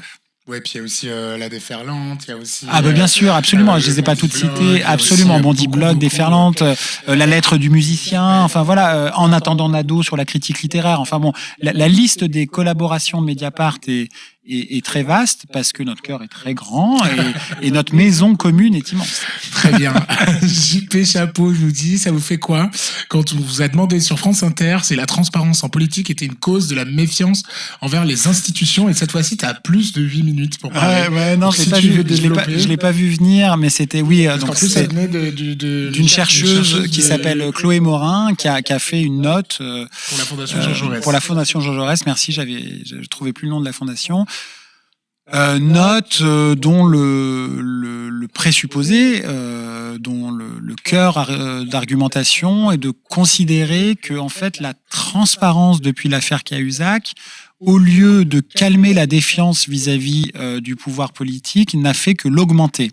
Et que, en fait, la transparence contient en elle-même les germes de la défiance. Voilà, bon. Pourquoi pas ? Je veux dire, d'abord, le mot transparence, c'est un mot compliqué. Tout à l'heure, je disais que déjà, c'est dramatique qu'on appelle l'affaire Bismuth l'affaire des écoutes. Vous savez, il y a la phrase de Camus que tout le monde cite comme une tarte à la crème, la mal nommer les choses, c'est rajouter au malheur du monde. Bon, il y a un peu de ça quand même, c'est pas faux. La transparence, c'est un mot qui est piégé. Je l'utilise comme tout le monde, on l'utilise à Mediapart, il y a une haute autorité pour la transparence de la vie publique qui existe en France suite à l'affaire Cahuzac, il faut bien faire avec. Mais quand même, on peut s'arrêter 2 secondes sur le mot. Le mot transparence, il donne l'impression qu'on veut voir au travers des gens. Comme si les gens devenaient intégralement limpides et qu'il fallait tout savoir sur eux. C'est vraiment un mot qui a été créé par ceux qui n'en veulent pas. Et il y avait un mot qui était beaucoup plus joli, qui est un vieux mot, notamment dans les débats d'assemblée au moment de la Révolution française, c'était le mot faire ça à Mediapart. de publicité. Voilà. Alors, Elle est la sauvegarde du peuple. alors ça c'est le livre des douilles. Je vais pas faire mon employé du mois, mais il n'est pas propriétaire de la publicité. Malheureusement même, la publicité est un concept qui a été capté par la valeur commerciale et marchande. Voilà. Mais la publicité, c'est magnifique parce que contrairement à la transparence, il y a dans le mot même sa promesse. C'est ce qui appartient au public. Et c'est pour ça que nous, notre boulot, c'est rendre public. C'est-à-dire rendre au public. Les informations, elles nous appartiennent pas. Elles appartiennent pas au pouvoir. Évidemment, les informations d'intérêt général et les informations vérifiées. Le reste ne nous regarde absolument pas. En fait, nous, on les rend. Voilà, on les rend à qui elles appartiennent. Et donc, par rapport à ce que dit la chercheuse Chloé Morin, qui n'est objectivée par rien. Voilà. C'est une idée comme ça, mais je suis désolé, scientifiquement, ça n'est objectivé par rien. La défiance vis-à-vis du pouvoir politique, dans les études d'opinion, même si nous, on les regarde pas, vous savez, à Mediapart, on ne commande pas et on ne commente pas de sondage. En fait, elle est quand même relativement stable et très élevée depuis très longtemps. Et avec le curriculum vitae judiciaire que j'ai fait tout à l'heure de la France, on comprend qu'il y a des raisons d'avoir une forme de défiance parce qu'on ne la règle pas. Voilà, parce qu'on ne prend pas le problème. Et donc, je suis de ceux qui considèrent, mais je veux bien considérer que le débat est parfaitement ouvert, que la défiance vient plutôt de l'ignorance, le soupçon vient plutôt de l'ignorance que de la transparence. Mais la question de la transparence, vous savez, quand on parle de ce débat de transparence, on dit toujours « Ah ouais, mais vous êtes pour la transparence absolue ou la dictature de la transparence. » Mais qui a dit ça ? Qui a dit que on veut la transparence absolue, qu'on veut la dictature de la transparence, qu'on veut tout savoir sur tout le monde? Mais personne. La seule question qui se pose vis-à-vis de la publicité / la transparence, c'est le curseur. Est-ce qu'il faut qu'on connaisse le patrimoine des élus pour savoir si, avec notre argent, ils se sont enrichis entre le moment où ils sont devenus élus et le moment où ils sont plus élus? Ça me paraît pas complètement délirant. Prenons d'autres pays. Par exemple, prenons les pays de l'arc scandinave, ou prenons la Suède, où là, ils ont une appréhension de la transparence qu'on peut considérer avec des yeux français comme extrême, voire extrêmement radicale. C'est des dictatures. Évidemment que non. Voilà. Prenez les États-Unis. Les États-Unis, ils ont un Freedom of Information Act, c'est-à-dire que n'importe quel citoyen américain, pas que les journalistes, n'importe quel citoyen américain peuvent aller avoir accès à des documents administratifs, parfois même du FBI, parfois même de la CIA, parfois même du corps diplomatique. Bon, en France, je veux dire, l'accès aux documents administratifs, mais on en est un peu à l'âge de pierre par rapport à ça. Donc on est très, très, très loin de l'idée même en France d'une transparence absolue. Et résumer les questions de transparence au nombre de voitures de tel élu ou comme l'a dit Chloé Morin sur Twitter, parce qu'on a essayé de débattre un peu, au petit four de tel responsable politique, c'est vraiment accessoiriser les questions dont on essaye de parler quand on a 2 chefs d'État et 2 chefs de gouvernement condamnés pour des atteintes à la probité. C'est, je trouve, une autre manière du déni français. Voilà. Je continue à faire la pub que tu as déjà fait tout à l'heure de la newsletter enquête, mais justement, vous revenez très souvent sur cette question-là. Et par ailleurs, on en avait beaucoup parlé avec ton collègue Antoine Rouget sur la question de Saint-Étienne. Ah oui. Parce que c'était vraiment les questions qui jusqu'où posaient. On va, bien sûr, un chantage sexuel, voilà, exactement. Bien sûr. Et donc j'invite tout le monde, si vous le souhaitez, à regarder les replays des anciennes émissions qui sont sur Mediapart et sur YouTube. N'hésitez pas, on a quand même produit pas mal de choses, donc n'hésitez pas à aller regarder ça. Simple coïncidence que la voix de la personne à droite ressemble à celle de l'interview de Thinkerview. Ça, je crois que c'est moi, mais oui, c'est une simple... c'est toi qui es à droite. Je sais pas dans quel sens il voit. Première fois que t'es à droite. Ouais. Et à ma droite en plus. En plus, c'est dire. Mais c'est vrai qu'on commente souvent ma voix. La dernière fois, on m'avait dit que j'avais une voix trop parisienne, ce qui quand même fait alors mal. Ça fait mal pour un mec qui était au collège Gaston Defferre, tu vois, à Marseille. Mais bon, j'essaie de prendre une voix normale. Parisienne. Ouais. Est-ce que c'est facile de concilier ses vies privées et professionnelles quand on a à travailler sur des enquêtes très complexes, avec par exemple de nombreuses pièces à examiner? C'est incroyable parce que dans le livre, justement, tu racontes quand tu as dû... l'affaire Bettencourt. Voilà, l'affaire Bettencourt, et passer des heures... Comment dire, on est très investi dans notre travail à Mediapart, mais on est très attaché aussi à l'idée que un bon journaliste, une bonne journaliste, c'est quelqu'un qui sait ce qui est important dans la vie, et le travail n'est pas ce qu'il y a de plus important dans la vie. Ça peut l'être pour des gens, mais c'est pas forcément ce qu'il y a de plus important. Et un bon journaliste, c'est aussi un journaliste qui sait couper du travail et vivre la vie en dehors de ce qu'est le boulot. Et donc, c'est capital de préserver cela comme un royaume à soi.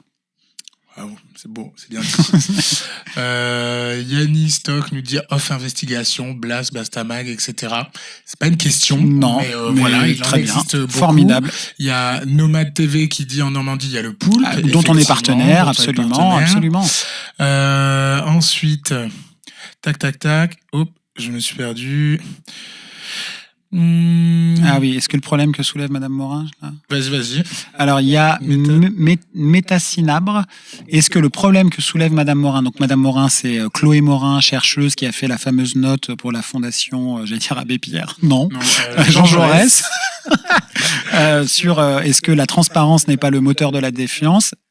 Donc la question, est-ce que Madame Morin n'est pas justement que la transparence sans justice derrière est plus à blâmer que la transparence elle-même? Alors là, c'est une super question, parce que justement, tout ne se résume pas à est-ce que c'est légal ou illégal.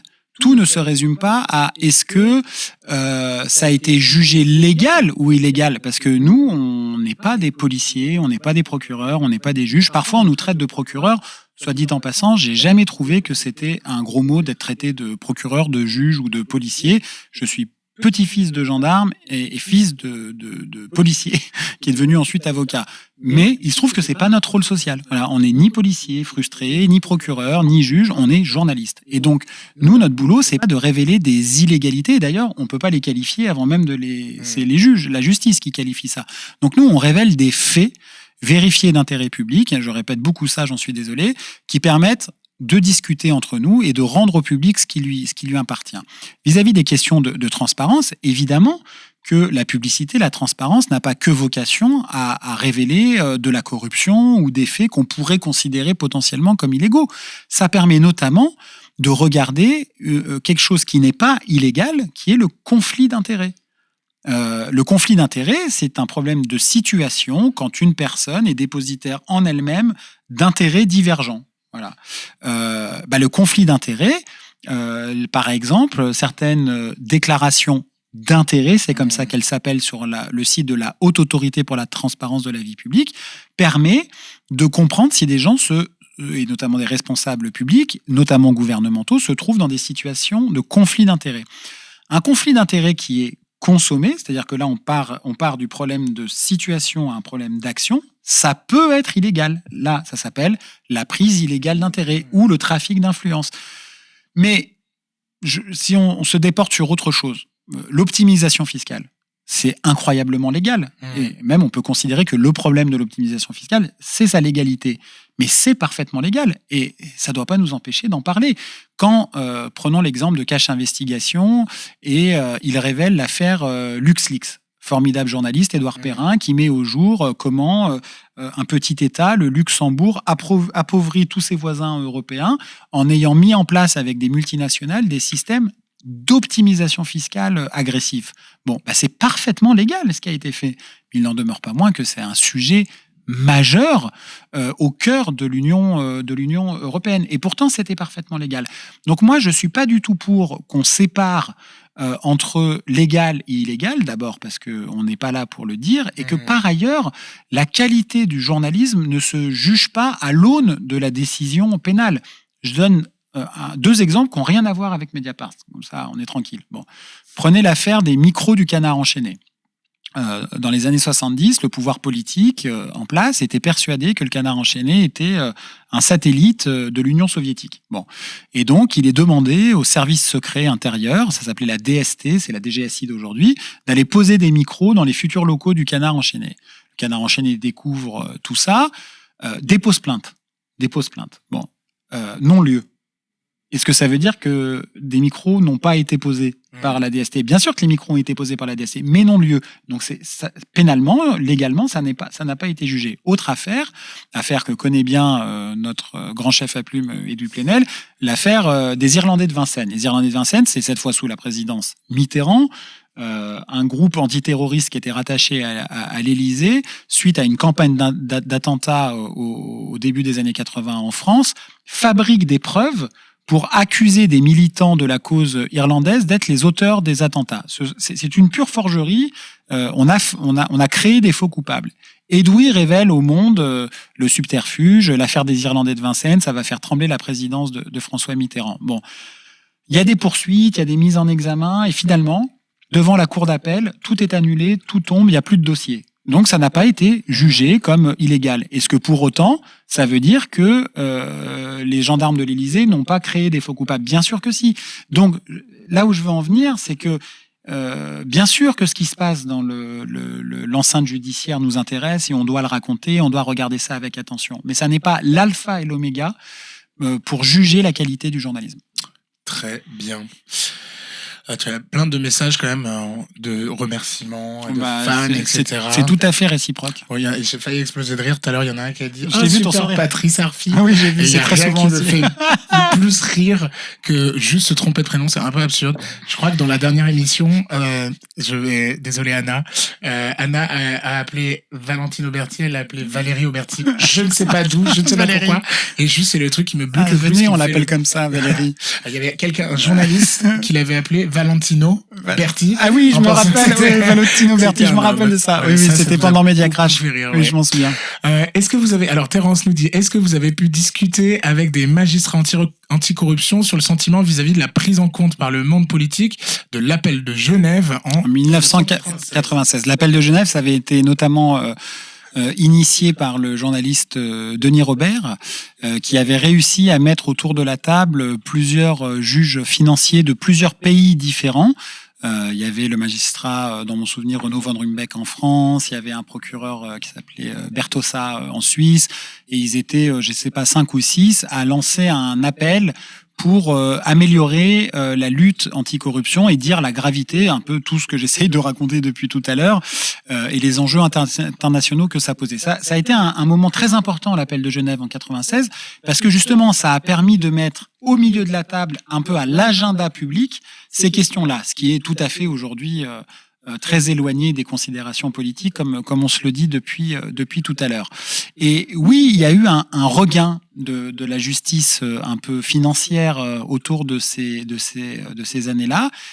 Et puis petit à petit, ça s'est un peu calmé. Et depuis quelques années, il faut bien dire que ça reprend. Et de ce point de vue-là, et c'est un peu une sorte de cercle, on pourrait dire vertueux de notre point de vue, nos adversaires diront vicieux, ou Mediapart, parce qu'il faut dire les choses, mais avec d'autres journaux, ont révélé depuis le début des années 2010 un certain nombre d'affaires qui ont d'abord été des récits journalistiques et qui sont devenus des affaires judiciaires. Si vous prenez, je sais pas moi, l'affaire des financements libyens, l'affaire Sarkozy-Kadhafi, pour parler de ces histoires d'atteinte à la probité, mais on pourrait en dire évidemment autant du symbole Adèle Haenel ou d'autres. Ça a d'abord été des récits dans le journal avant d'être des enquêtes de justice. Et puis, parfois la justice arrive à aller au bout ou pas. Alors là, j'ai vu passer 2-3 questions justement sur Marine Le Pen, sur l'extrême droite, etc. Et sur l'idée qui, en gros, c'était est-ce que tout ça fait pas le jeu de l'extrême droite, le jeu de l'extrême droite et du tous pourri. Alors c'est une très bonne, bien sûr, c'est une très bonne question. Moi, ma position par rapport à ça, c'est que le problème, c'est pas ceux qui révèlent les informations, ce sont ceux qui les commettent. Et donc, moi, je peux pas me sentir responsable de faire mon métier. Voilà. D'autant que, et c'est très vrai, le Front National, le Rassemblement National, ce post-fascisme a ce vieux slogan la tête haute et les mains propres. Bon. En réalité, c'est le parti le plus cerné par les affaires aujourd'hui, y compris en tant que personne morale, le Rassemblement National.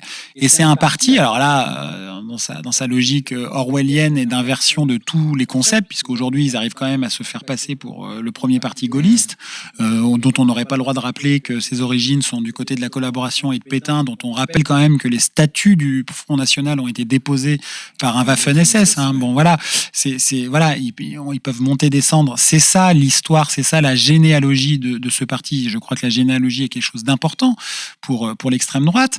C'est vrai que ils veulent eux entretenir l'idée d'un tous pourris mais pas nous, et que il faut bien prendre garde à tout cela, et qu'il est capital pour un journal comme Mediapart de rappeler de ce point de vue-là et de ce point de vue des atteintes à la probité ce qu'est le Front National, ce qu'est et ce qu'a été le lepénisme, version père ou version fille.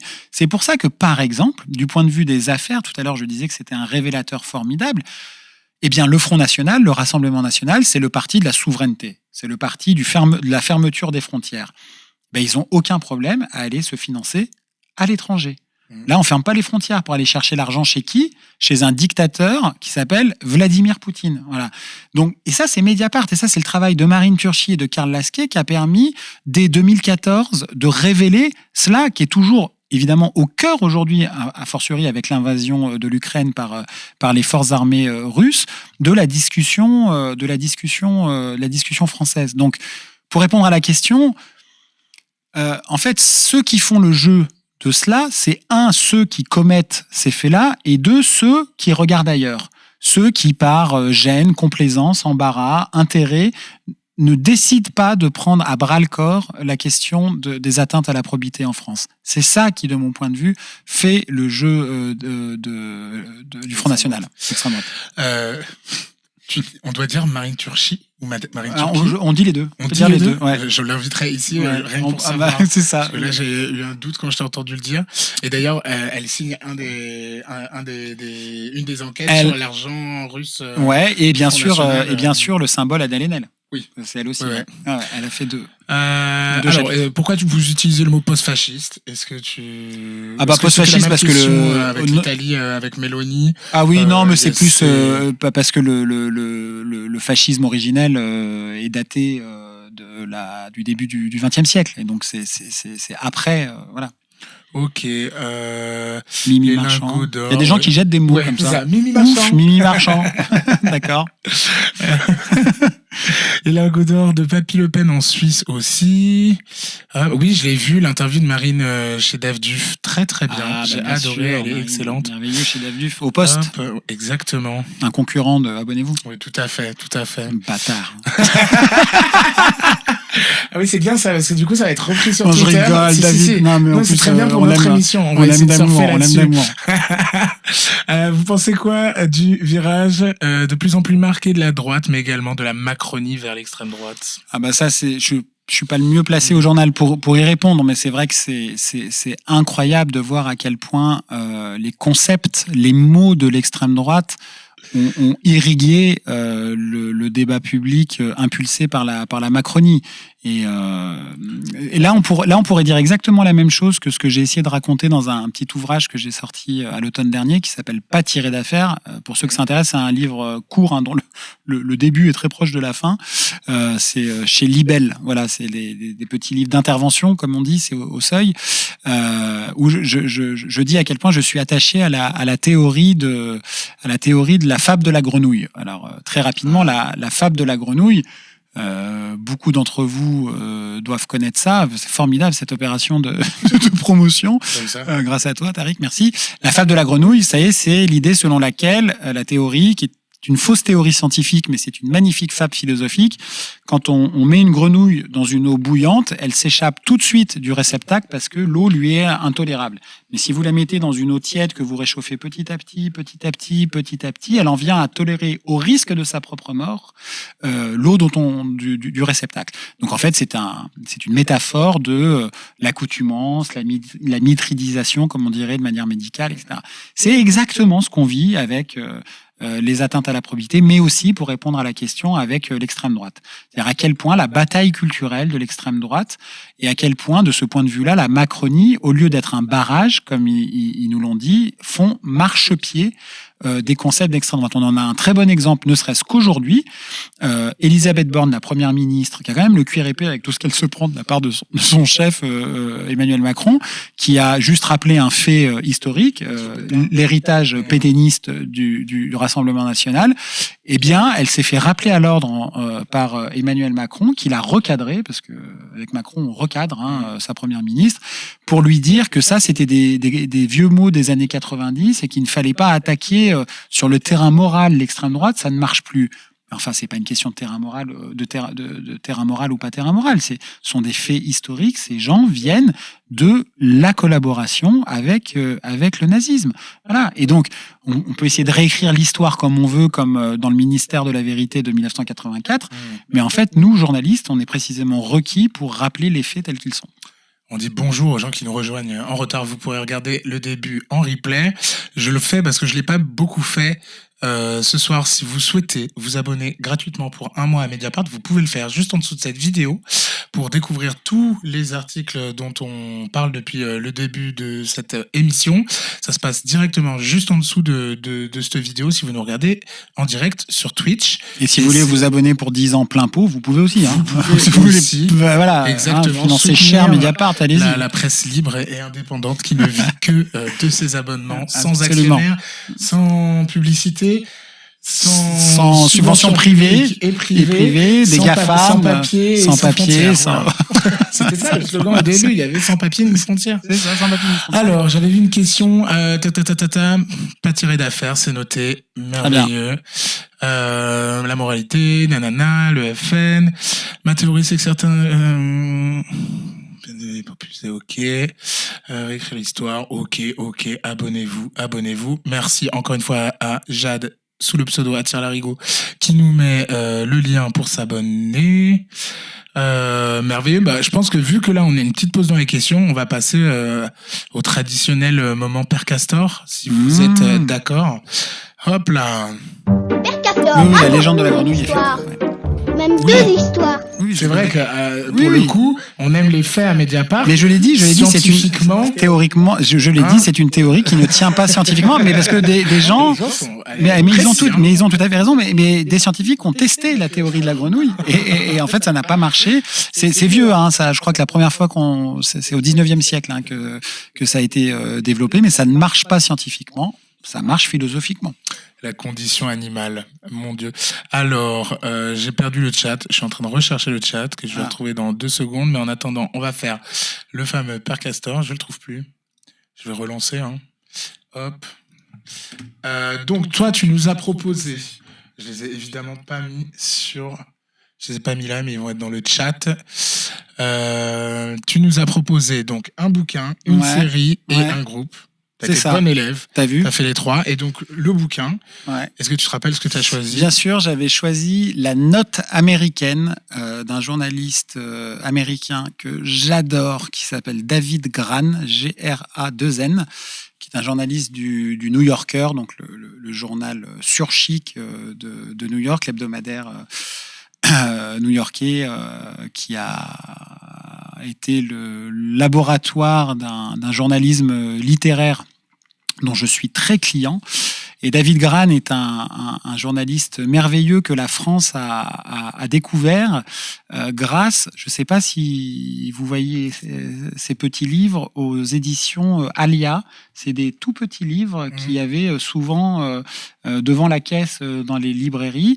Et en fait, les éditions Alia, qui sont dirigées par Gérard Bérébi, traduisaient des longs articles de la presse américaine, notamment, pour en faire ces petits ouvrages. Et c'est comme ça que j'ai découvert David Grann, et dont les articles du New Yorker ont été petit à petit traduits en France, et j'ai rejoint assez vite la petite secte du culte de David Grann. Et David Grann a écrit beaucoup d'ouvrages, dont certains ont été adaptés au cinéma, mais c'est pour cela notamment que je veux parler de celui-ci, La Note américaine, qui a paru aux éditions Globe en France, mais sinon il est beaucoup édité par les éditions du Sous-Sol, qui est une merveilleuse maison d'édition en France.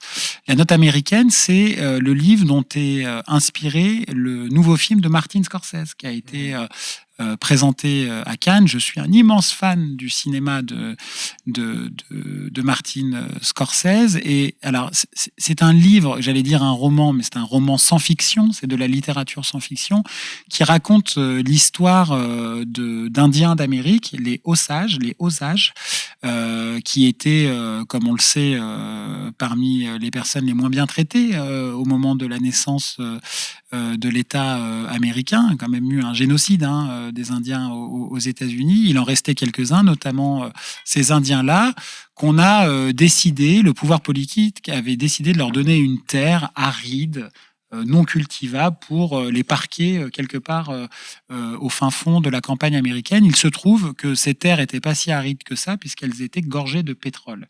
Et ce peuple indien a mis la main sur cette immense richesse de pétrole dont ils sont devenus propriétaires parce qu'ils étaient sur place, et c'est l'esprit de propriété américain. Vous êtes propriétaire d'où vous êtes, et ils sont devenus absolument richissimes. Et cette richesse a été absolument insupportable à tout un establishment américain, et il y a eu une épidémie d'assassinats au cœur de cette société indienne, et un tout jeune service de police va se mettre à enquêter là-dessus. Ce tout jeune service de police, ça s'appelle le Federal Bureau of Investigation. C'est la première enquête du FBI de Hoover, et donc est raconté à travers ce qui pourrait ressembler à un fait divers, en réalité l'idée d'un crime national derrière cette histoire-là, et c'est de cela dont s'est inspiré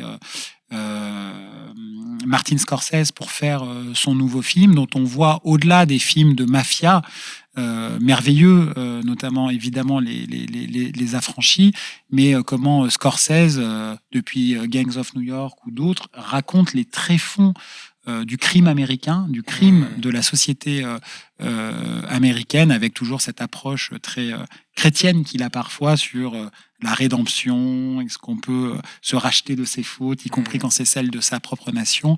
Et je n'ai pas vu le film encore, évidemment, parce qu'il a été présenté à Cannes mais n'est pas sorti, mais je surconseille la lecture de ce livre qui se dévore. Je pensais que tu allais choisir un autre livre que tu avais conseillé en conférence de rédaction. Ah merde, c'était quoi? L'été dernier, Le visage de Pierre. Ah, Le visage de Pierre. Mais oui, putain, oui, j'aurais dû faire ça. C'est pas grave. Mais alors, moi, je le conseille aussi. Ah ouais, ouais. Ah, mais t'as raison, j'aurais dû faire ça. C'est pas grave, mais parce qu'il avait conseillé, je l'ai lu et j'ai vraiment... Alors, le visage de Pierre, j'aurais pu tout à fait le conseiller. En fait, je l'ai découvert grâce à Mediapart. Puisque l'an dernier, j'ai pu avoir accès à des documents inédits de la présidence de Gaulle sur le 17 octobre 61, sur le massacre, le crime d'État du 17 octobre 61. Et au lendemain de la publication de mon article, j'ai reçu un mail d'une Madame Smith me disant merci beaucoup pour votre enquête, et je voulais vous signaler l'existence d'un livre récemment publié en France qui s'appelle Le visage de Pierre, qui raconte le 17 octobre 61. Et je vois que ce livre est le produit de la création d'un auteur qui s'appelle William Gardner Smith. Smith comme la personne qui m'écrit. Donc j'aurais écrit à la personne en disant mais vous avez le même nom. Elle me dit oui, je suis sa fille. Voilà. Et alors c'était évidemment très émouvant. Je découvre ce livre qui est extraordinaire. Alors William Gardner Smith, pour le situer, c'est un journaliste américain, afro-américain, qui a quitté les États-Unis à cause de la ségrégation et des violences contre les Noirs américains, pensant arriver dans un paradis français qui était celui de l'universalisme et de cette absence de ce type de racisme-là.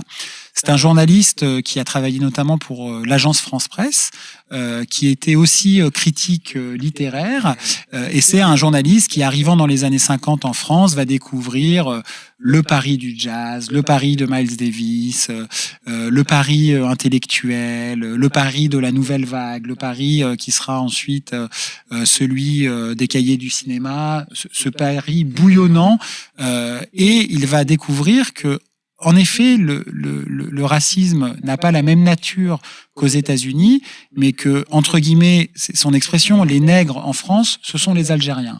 Et donc, il va se rapprocher de la communauté algérienne, et ce livre, Le visage de Pierre, est un peu son histoire, mais c'est son histoire fictionnée, c'est son histoire romancée, c'est un roman, mais dont le dernier chapitre va raconter, dans le détail, le 17 octobre 61, qui est un massacre commis par la police de Maurice Papon, préfet de police, contre des Algériens qui avaient décidé ce jour-là de manifester pacifiquement contre un couvre-feu parfaitement raciste, puisque l'État gaullien avait décidé d'interdire aux Français musulmans d'Algérie, c'est comme ça qu'on les appelait, les FMA, de sortir dehors à Paris entre 18h le soir et 5h le matin. Ils décident de manifester pacifiquement. Ce sont des gens qui venaient des bidonvilles endimanchés. Ils s'étaient mis, voilà, ils se sont fait massacrer, jeter dans la Seine. Il y a eu, dit-on, entre 100 et peut-être même 200 morts ce soir-là, commis par des milices policières françaises. Et ben, il se trouve que William Gardner Smith a été témoin oculaire du 17 octobre 61. Et le dernier chapitre de ce livre est consacré à cela. Mais au-delà de cela, c'est un livre extraordinaire sur un moment de l'histoire française, sur un moment parisien, et c'est un livre qui a un style, si j'ose dire, très jazz, très syncopé. Les mots sont d'une justesse, d'une délicatesse absolue, pile au bon moment. C'est ce que dit Miles Davis, un bon solo, c'est parfois juste une bonne note au bon endroit. Et ben c'est exactement ça. C'est comme un immense solo de Miles Davis, ce roman-là. Et pour terminer là-dessus, William Gardner Smith a fait plein d'ouvrages. Ils ont toujours été traduits en français. Tous, sauf un. Il a fallu attendre octobre 2022 pour que Le visage de Pierre soit traduit, parce que en fait, il mettait le doigt sur un tabou français qui a beaucoup de résonance encore aujourd'hui, qui est celui notamment de ces violences policières et racistes. Donc ce livre est 2021, pardon, c'était pour les 50 ans, t'as raison. Pardon, 2021. Et donc c'est un livre qu'il faut, pour les 60 ans, absolument lire. Et il l'avait conseillé, je l'ai fait et je valide. Et j'adore t'entendre parler de ce bouquin. Vraiment très chouette. T'avais choisi aussi une série. Je suis désolé, j'ai plus les liens. Tu te rappelles? Alors oui, je me rappelle de la série. Je me rappelle de la série. La série, c'était la série Succession. Parce que c'est une magnifique série sur le pouvoir et l'argent. Voilà. C'est une série qui a été inspirée, mais très vaguement inspirée. À l'origine, son créateur voulait faire une série sur l'empire Murdoch, de Rupert Murdoch. Et en fait, ça a dérivé vers une fiction totale, qui est l'histoire de la famille de Logan Roy, qui est une sorte de patriarche et mania de la communication, mais pas que aux États-Unis, dont on croit qu'il va mourir. Et donc, c'est... Le pitch, c'est l'histoire de la fratrie qui se déchire et s'entre-déchire pour devenir calife à la place du calife. Mais au-delà de tout cela, c'est une série sur les ressorts du pouvoir, sur la psychologie de l'argent, sur la violence des mondes privilégiés, qui est absolument formidable.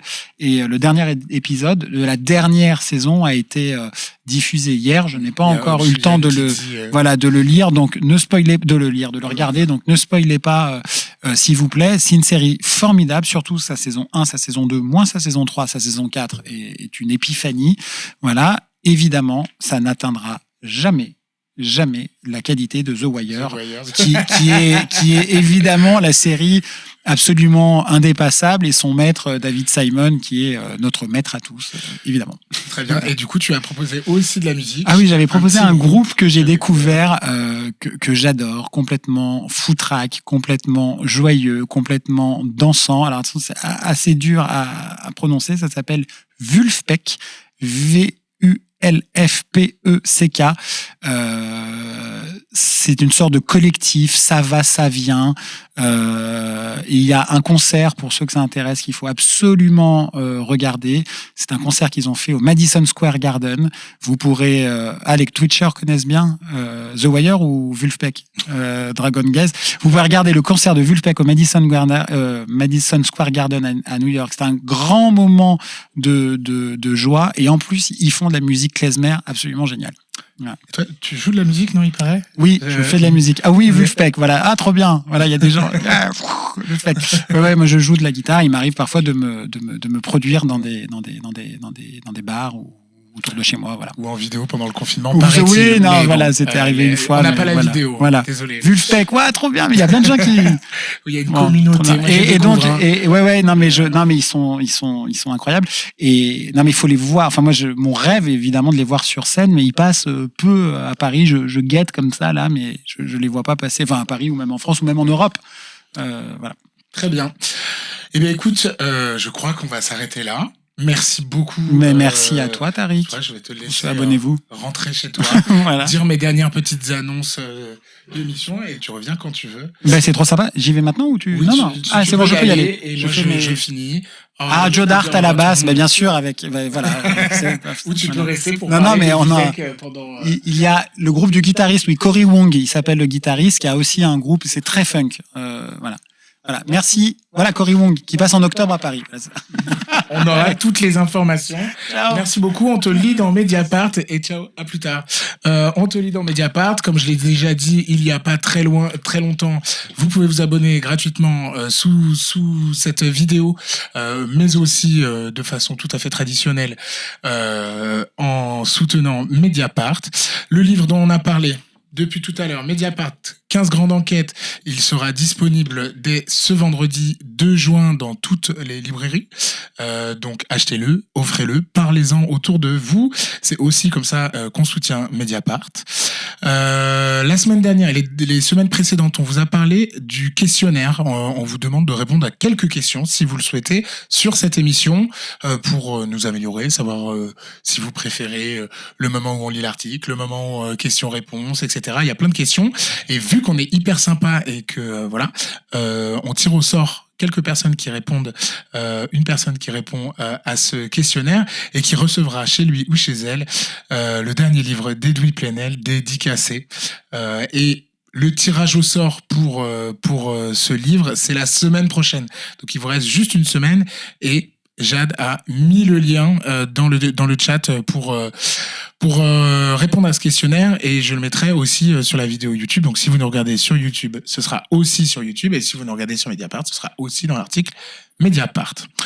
Qu'est-ce que je vais dire de plus ? Le festival de Mediapart, on a fait, vous le savez, les 15 ans de Mediapart et là, cette semaine, ce week-end, c'est à Marseille et ça fait extrêmement plaisir parce que si vous nous suivez, vous savez que à la fois moi et Anna adorons cette ville.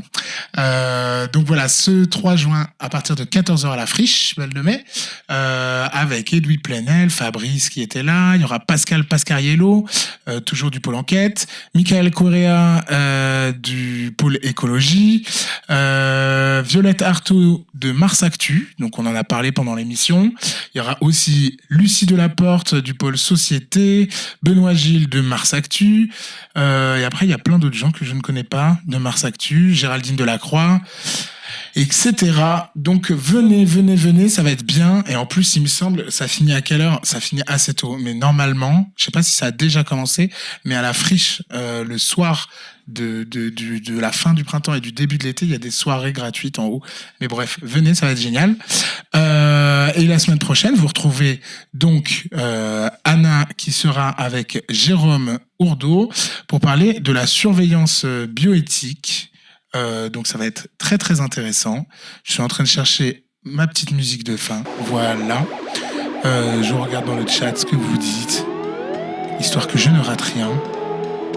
Ah mais oui, on préfère le moment où Edoui fait une apparition avec une affiche. Il n'est pas venu aujourd'hui. J'ai l'impression qu'il préfère Anna parce qu'il vient que quand c'est Anna et moi jamais. C'est dégueulasse. Vous le direz, hein. Vous le direz la prochaine fois que vous voyez. Eh bien, ouais, allez, pour toutes les personnes qui sont pas loin de Marseille, allez-y. Et donc, semaine prochaine, vous retrouvez Anna avec Jérôme. Et moi, je vous retrouve dans 2 semaines avec Faiza Zarouala pour parler social, littérature, mais aussi de notre passion commune, Beyoncé, comme je le disais au début de cette émission. Bonne soirée tout le monde. Ciao.